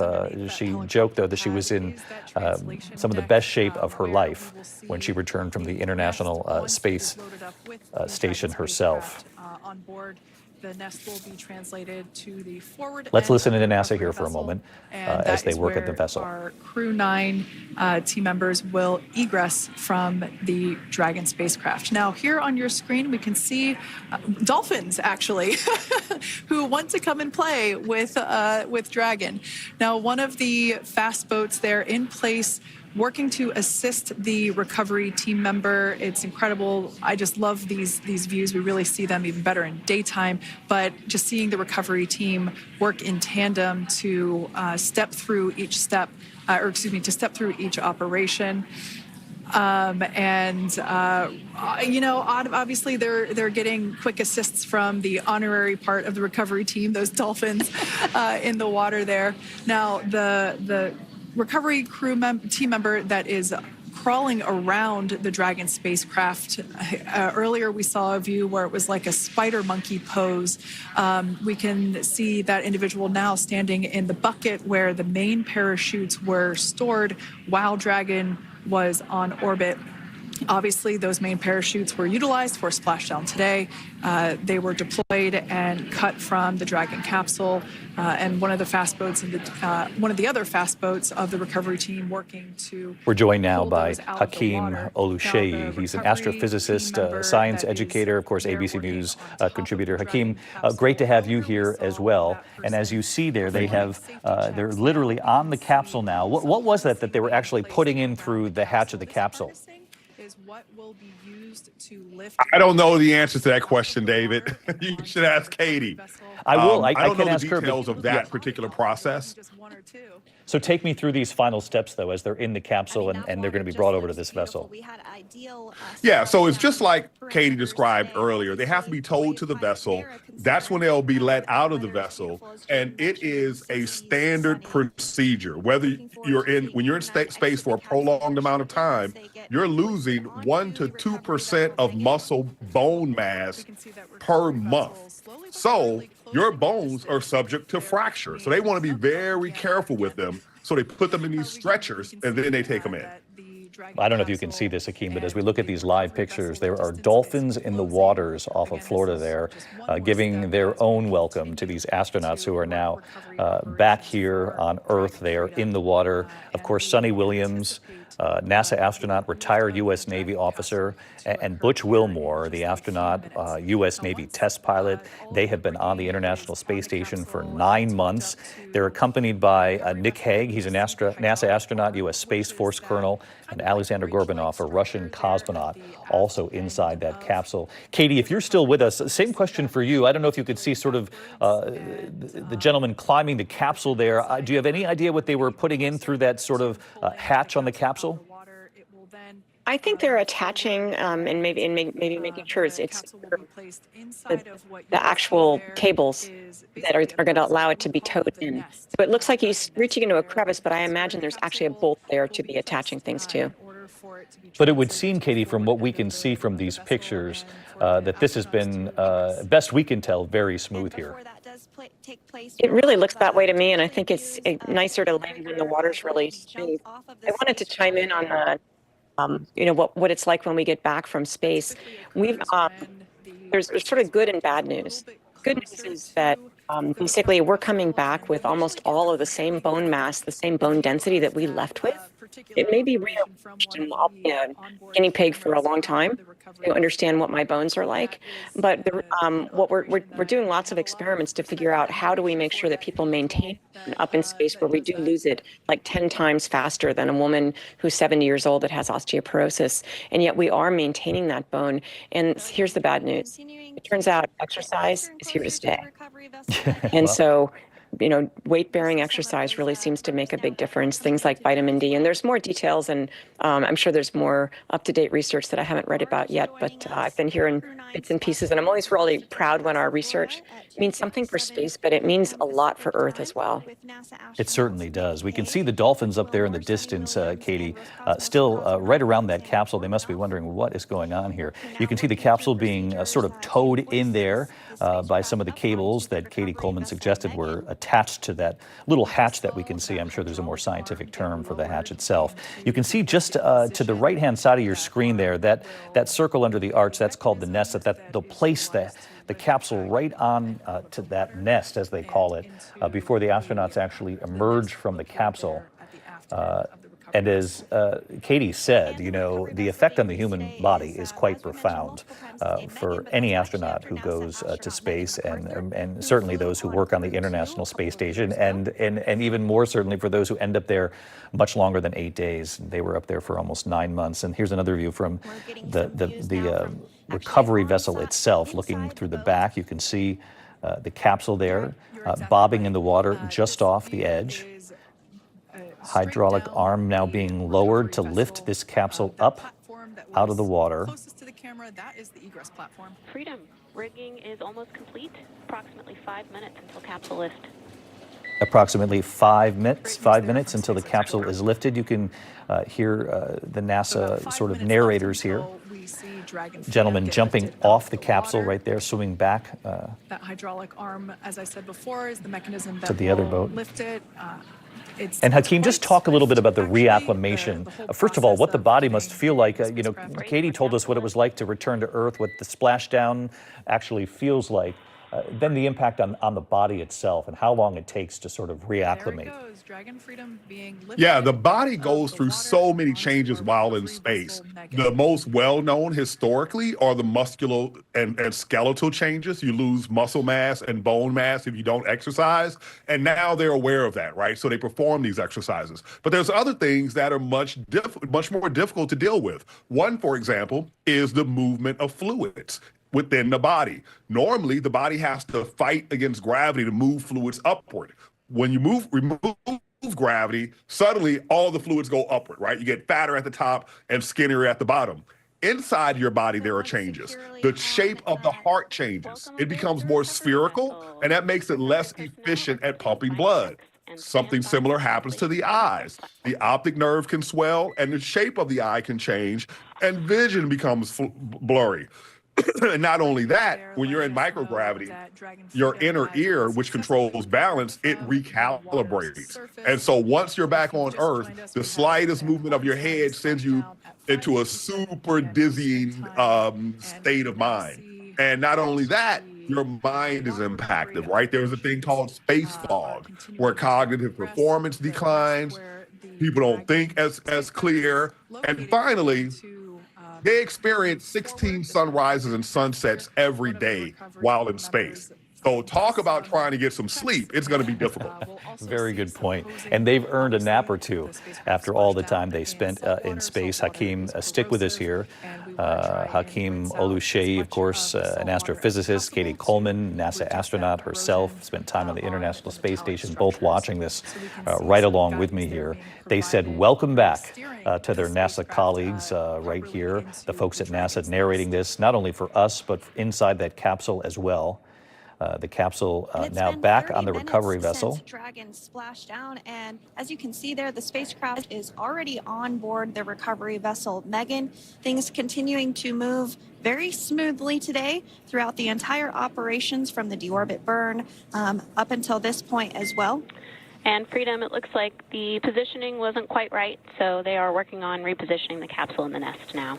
So that makes sense. We wondered why they were lifting the capsule up again. They said the positioning wasn't quite what they wanted it to be. Can you imagine being the four astronauts probably saying, it's fine with us, just get us out of here. But anyway, they're going to move the capsule again here and then eventually bring it to that, what's called the nest, right there on that ship.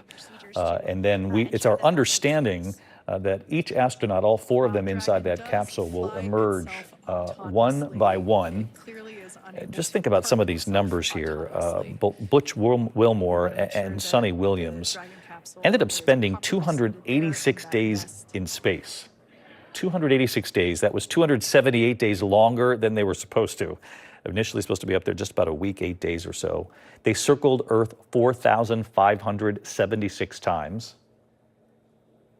They witnessed about 16 sunrises a day, Hakeem said. He said, can you imagine trying to get sleep with the sun coming up every time you looked up? They traveled about 121 million miles. 121 million miles by the time of that splashdown today. It's been about 30 minutes now since the capsule splashed down in the waters off the coast of Florida. There was a lot of anticipation, certainly, for these two families who had been waiting for their loved ones, Butch Wilmore and Suni Williams, to come back. Both kept brave faces on the International Space Station. Both smiled, both talked at length about the importance of the work, the extra work that they were getting done. But it was also on their minds, you know, the question of when will we be back home with our families? And they are just moments away now from at least being able to be in contact with their families. As we mentioned, Suni Williams' elderly mother, telling ABC News that she's very excited to see her daughter again, and that Suni told her before this voyage home, this final chapter, she told Bonnie, her mother, that she would be the first call as soon as she gets a phone to let Mom know that she's home. And perhaps Mom is in front of a TV seeing that her daughter's already back and now waiting for that phone call.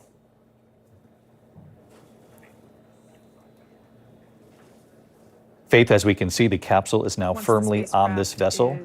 And it's our expectation that we'll see each astronaut emerge here?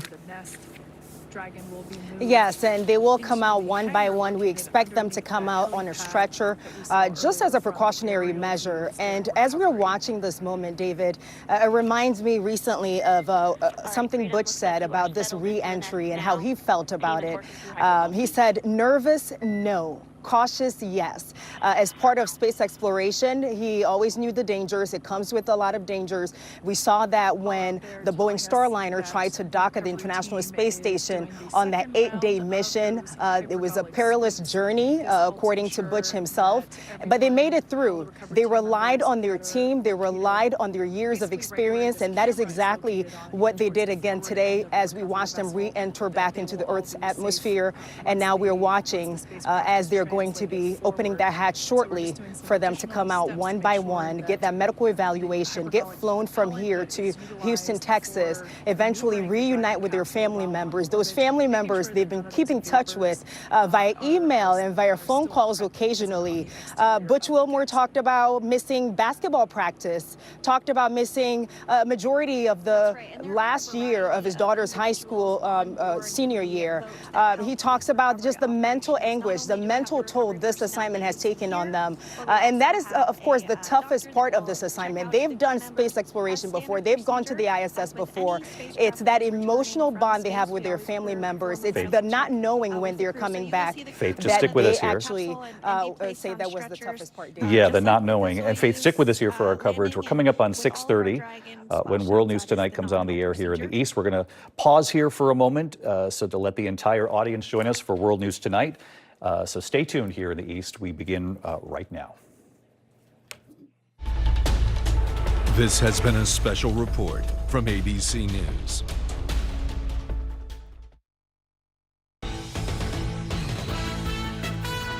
From ABC News World Headquarters in New York, this is World News Tonight with David Muir. Good evening, everyone. It is great to have you with us here on a very busy Tuesday night. Many of you here in the East and across the nation have been watching our live coverage here of the breaking news, the spectacular images from off the coast of Florida. Tonight, astronauts Suni Williams and Butch Wilmore are back on Earth after their 8-day mission that, of course, turned into 9 months in space. This was the first glimpse of their capsule returning them from space, giant parachute.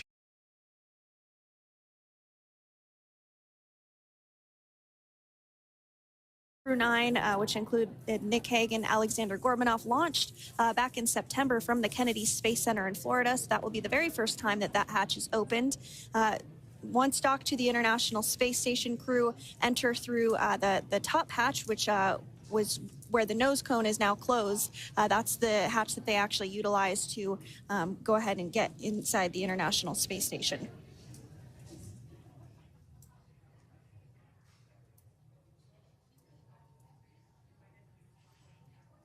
So as we get a little closer to that hatch opening procedure, you might start to see more individuals come into frame for some of that support. The ship has a maximum capacity of a little over 40 people on board, and it takes a variety of different roles, as we've discussed, to support. Also on board is the chief of the astronaut office for NASA, that's Joe Acaba.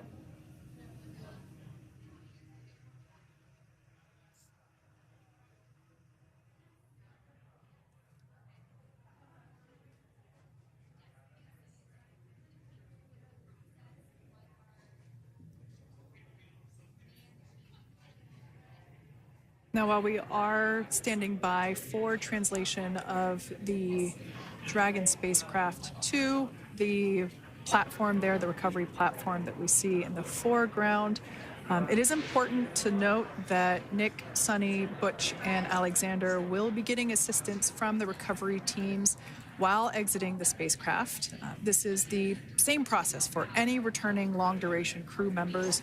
As you could imagine, returning to a gravity environment can wreak havoc on our vestibular system, which is responsible for maintaining balance and motion.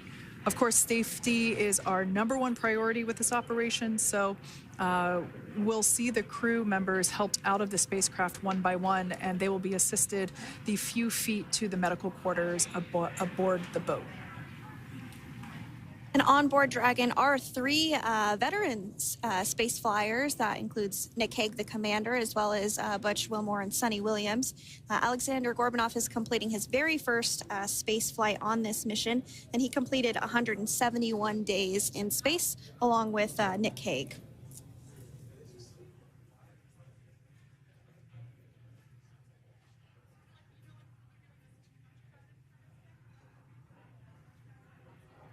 For those of you that have just recently joined us, well, I would encourage you to hit that rewind button and go back a few minutes. It was a beautiful splashdown of Dragon Freedom with the Crew 9 cohort on board.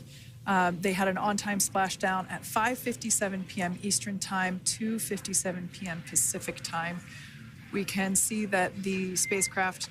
Freedom translation is in progress. Copy, and seal it. We can see that spacecraft was successfully recovered from the ocean surface and is now being washed with fresh water, as obviously they splashed down in salt water. So we're trying to rinse off as much of that salt water as possible.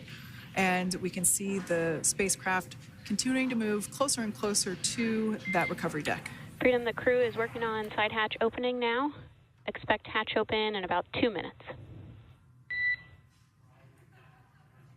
Okay, copy that. And Kira, just wanted to say that you guys, you and the team did an awesome job, both uphill and downhill. Just really, really impressed. Thank you. Thanks, Nick. It's been an honor. This is a pretty exciting moment coming up. We are working to open the side hatch. One thing that may not be obvious from, just looking at the spacecraft here is that this side hatch that we're about to open, the last time it was open was when this spacecraft was at the launch pad. This side hatch is what is used for initial capsule ingress and final capsule egress, but all comings and goings from the spacecraft while it is on board the space station are from the forward hatch, which is located at the top of the spacecraft under that nose cone. So this is a pretty exciting moment because it will be the crew's first breath of fresh air since boarding their ships at the start of their journeys last year. And the very first person that will have the opportunity to say hello to the crew once that hatch is open is a SpaceX medical recovery personnel representative. Then we'll see procedures take place to remove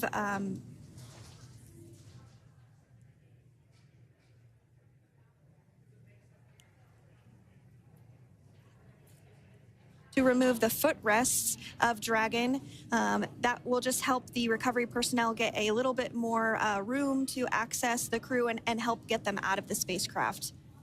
Yeah, you're absolutely right. Safety is, once again, top priority here, and removing those footrests from all 4 seats will be helpful as a recovery as a SpaceX recovery team member will actually go into the capsule into Dragon Freedom to help the crew members unbuckle and stand up, and essentially we'll also see a fun little slide be put in place to help the crew members exit the spacecraft safely. So yeah, we're gonna remove all 4 of those footrests to basically give a little bit more working room inside the spacecraft. That's right, and we did hear the go for that hatch opening, so we're just a couple minutes away from being able to see that, and then we might be able to get the chance to see a couple of views inside of the Dragon and see the crew following their splashdown. Now, opening that side hatch isn't quite like opening, the door to your car. We have to depress the seal around the side hatch, as well as, we'll now see them open that side hatch up.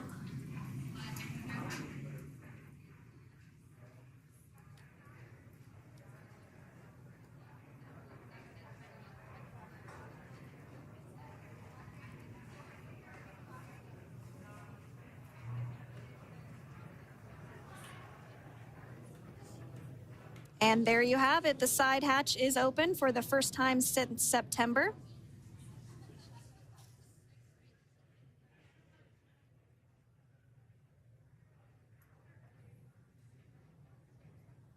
We can see some of the protective equipment there that was brought into frame that will help protect the edge of the side hatch, one from any potential damage. Oh, we can see the recovery crew member there taking photos of the side hatch seal. This is part of the standard operation for recovery.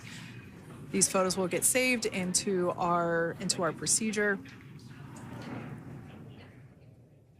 We'll then install that protective frame around the side hatch. This helps to ensure that the side hatch itself, the edges of it, incur no damage while crew members are coming out from the spacecraft.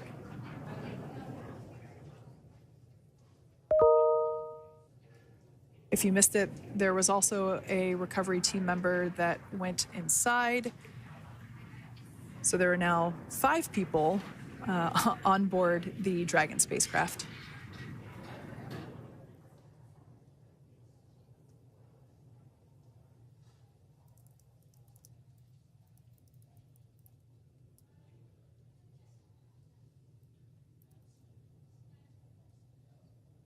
And if you are just joining us, it has not yet even been an hour since Crew 9 splashed down off the coast of Tallahassee, Florida at 2:57 p.m.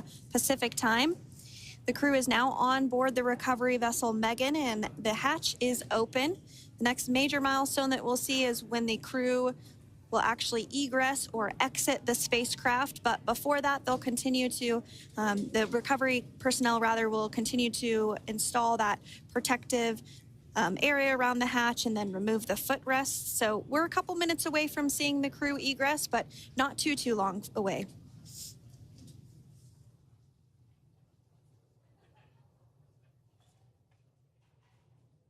We'll probably see those footrests being handed out here in the near future, as I mentioned before. Oh, of course, we got to get a well-documented photo of the moment. Although we can't see it from here, I'm pretty sure there are 4 smiles on board right now.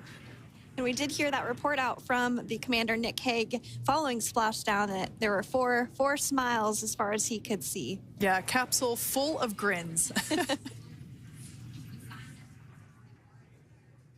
Now, generally speaking... And there we do see Crew 9, some happy waves, smiles all around back on Earth.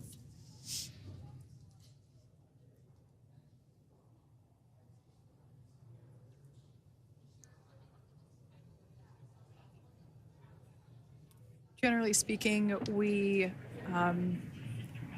have the individuals in the 2 center seats of the spacecraft exit first. You might hear us refer to this as the exit process as egress. It's just another term for exiting the spacecraft. Generally speaking, we most of the time have the 2 center seats egress first, as it makes moving around inside the capsule a little bit easier.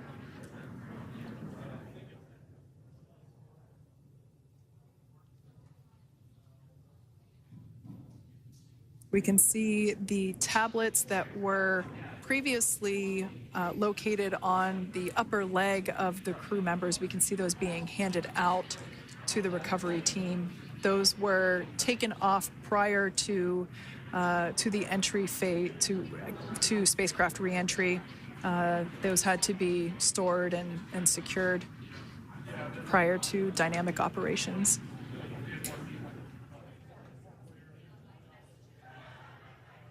It looks like we are starting to see the footrests also be removed. I just saw one there on the screen. There are 4, of course, 1 for each crew member.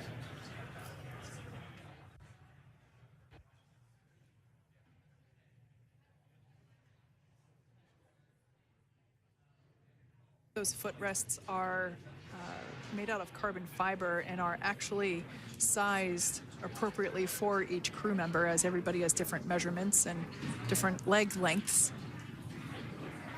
Same goes for the armrests and the bucket length of each seat. We size those appropriately for the crew members and to ensure their comfort and safety.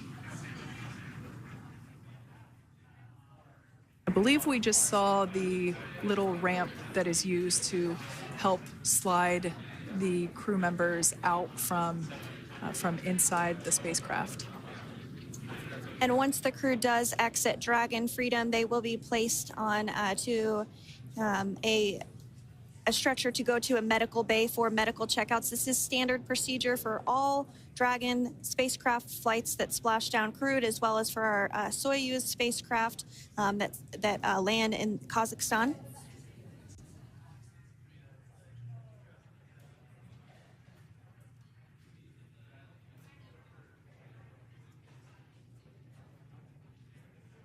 We could see the exterior of Dragon Freedom quite clearly in this shot, and it's such a beautiful sight. I personally prefer the capsule when it has some of that charring from atmospheric reentry. It is the signature sign of a capsule that has returned to Earth.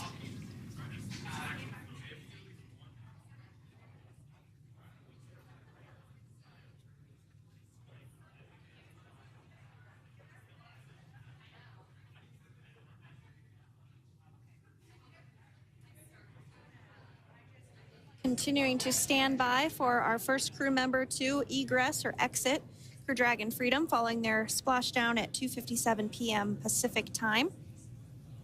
Dragon undocked from the International Space Station at 10:05 p.m. Pacific just yesterday, so it was about 17 hours of phasing.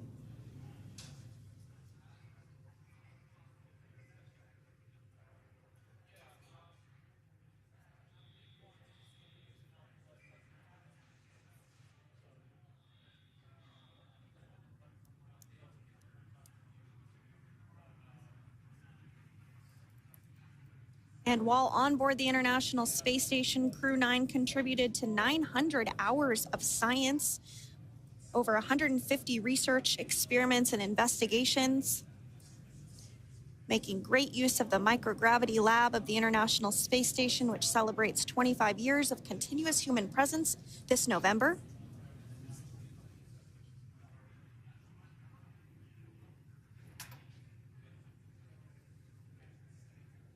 Looks like we're about to get our first crew member here upon egress of the Dragon spacecraft.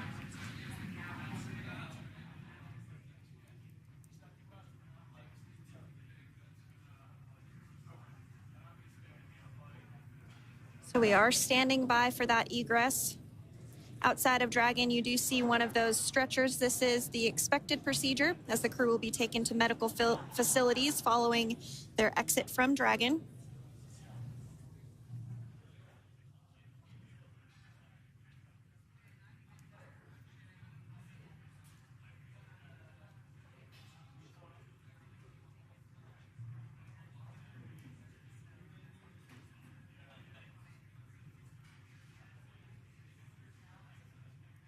We can see folks on board clapping as our first crew member. And that is NASA astronaut Nick Hague, commander of Crew 9, now out of Crew Dragon Freedom. Some smiles, thumbs up, and a wave. Can't get any better than that. Yeah, that is one happy camper, that's for sure. As we said before, it is standard procedure for all of our long-duration crew members to receive assistance upon egressing from the spacecraft. We basically help them move off of the recovery deck and into the private medical quarters for their initial consultation with the SpaceX flight surgeon. So we'll see that take place for all 4 of our crew members today.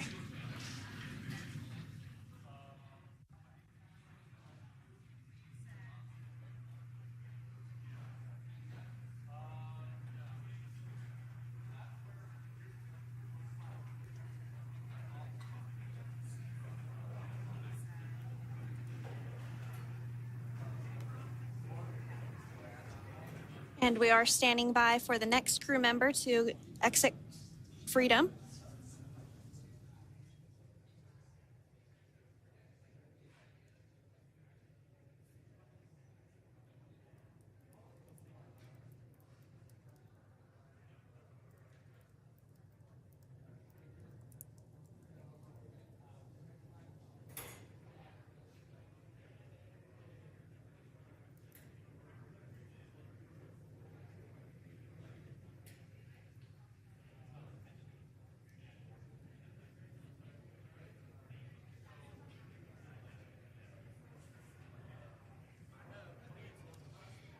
Next up out of the capsule, we expect Roscosmos cosmonaut Alexander Gorbanov. His first space flight. Spent 171 days in space alongside NASA astronaut Nick Hague. Looks like we're getting some cheers and clapping on board as Alexander is slid down the little ramp and placed into the mobility aid. Once again, big smile.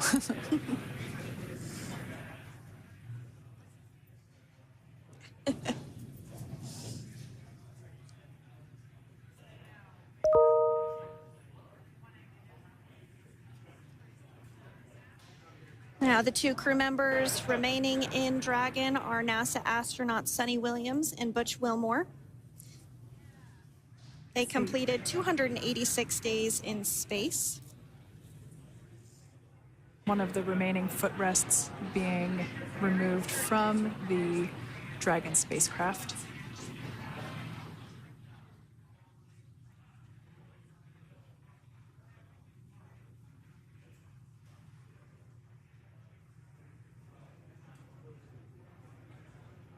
As I said before, we generally try to have the crew members that are located in the two center seats aboard Dragon.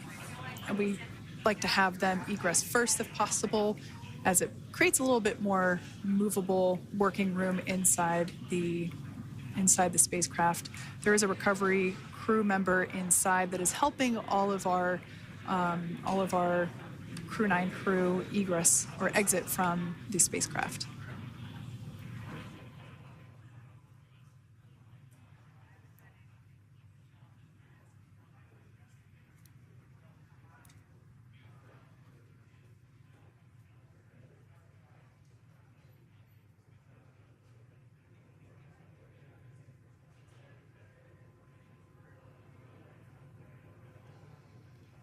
We are standing by for the next crew member to egress or exit Crew Dragon Freedom following the splashdown not even an hour ago at 2:57 p.m. Pacific time.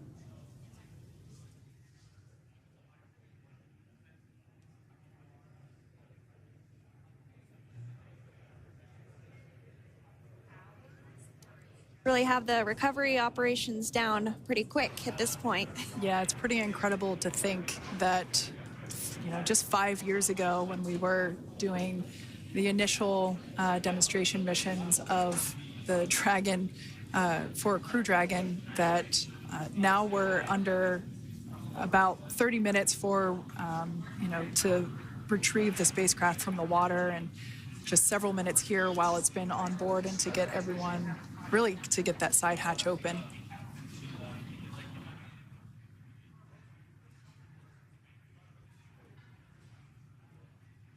For those of you that have just recently joined, the Dragon had an on-time splashdown. It looks like we're getting our next crew member here. That is none other than Suni Williams. Big smile, big waves. She, like her other crew members, now will be assisted onto the mobility aid.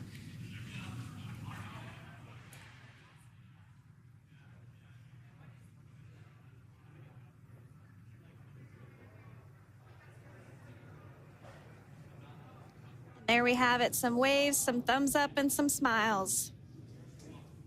Definitely seems to be a theme among all recovery operations. Absolutely. And of course, that leaves NASA astronaut Butch Wilmore inside Dragon in seat 4.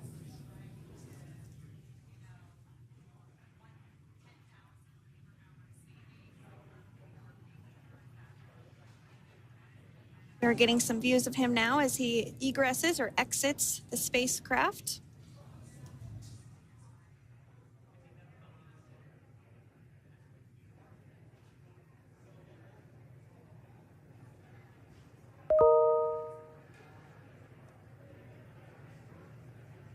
Once again, some elation and cheers there from Butch Wilmore. As we mentioned before, returning to Earth coming from a microgravity environment can wreak havoc on the body. So it is customary and just standard procedure for all of our long-term space residents to get assistance once they are back on board the recovery vessel.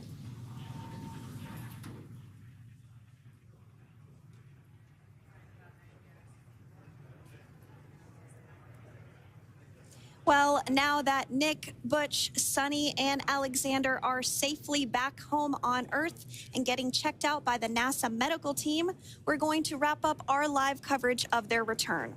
The Crew 9 mission began a little differently than usual since Butch Wilmore and Suni Williams were already aboard the space station when Nick Hague and Alexander Gorbunoff arrived on the Crew 9 spacecraft in September. Having arrived as the crew flight test crew for Starliner, Wilmore and Williams were fully incorporated into the space station's Expedition 72 team and began research and other work aboard the station along with the other crew members. Williams commanded the orbiting laboratory for much of the expedition. After a successful liftoff and separation from Falcon 9, Nick and Alexander made a short flight on board Dragon to the International Space Station. Veterans of long-duration space station missions, both Williams and Wilmore conducted spacewalks during their 9 months in space. Like all crews on the station, Crew 9 had the ability to leave at any point had there been an emergency. With their full-duration mission coming to an end, the crew began packing up their personal items for their return to Earth about a week ago and worked through tasks and shared lessons learned with Crew 10 teams as they arrived a few days ago. Their journey home began about 17 hours ago when they closed the forward hatch to Dragon and undocked from the space station at 10:05 p.m. Pacific, 1:05 a.m. Eastern. After 4 successful departure burns and a phasing burn to line up their orbit, Nick, Butch, Suni, and Alexander rested for a few hours before waking up to prepare for re-entry this morning. We jettisoned Dragon's trunk and performed our final on-orbit maneuver, the approximately 7.5-minute-long deorbit burn, and that occurred at 2:11 p.m. Pacific, 5:11 p.m. Eastern Time. And that sent Dragon on its path home. The spacecraft re-entered the Earth's atmosphere and slowed its descent with successful deployments of 2 drogue parachutes and 4 main parachutes, with the final splashdown occurring off the coast of Tallahassee, Florida at 2:57 p.m. Pacific, 5:57 p.m. Eastern. Following that successful splashdown, we saw SpaceX recovery experts move in and prepare Dragon Freedom for its lift onto the recovery vessel. And just a little less than an hour following splashdown, we saw Nick, Suni, Butch, and Alexander make their way out of Dragon and into the recovery ship's medical facilities, safe and sound. Next up, they'll catch a helicopter flight back to shore, where they'll transfer to aircraft that will take them home. The astronauts will take a NASA plane for the short flight back to Houston, where they'll be reunited with family and friends to bring an end to this mission. It's been an honor and a privilege to share their journey with all of you as we continue this new era in human spaceflight. Return today marks the end of the direct handover we executed after successfully launching the Crew 10 mission to the space station just last week on Friday, March 14th. Thank you, as always, for joining us for tonight's coverage of the splashdown of Crew 9. Remember to follow SpaceX on X and NASA online and on social media for updates for the very latest on crew and cargo flights to and from the International Space Station. And we'll continue to share the progress of Nick, Suni, Butch, and Alexander on social media as they travel back home. We do also have a post-splashdown media briefing coming up at approximately 4:30 p.m. Pacific, 7:30 p.m. Eastern, where leadership will share a final update as we conclude this successful mission. So, from all of us at NASA and SpaceX, welcome home, Crew 9. So long.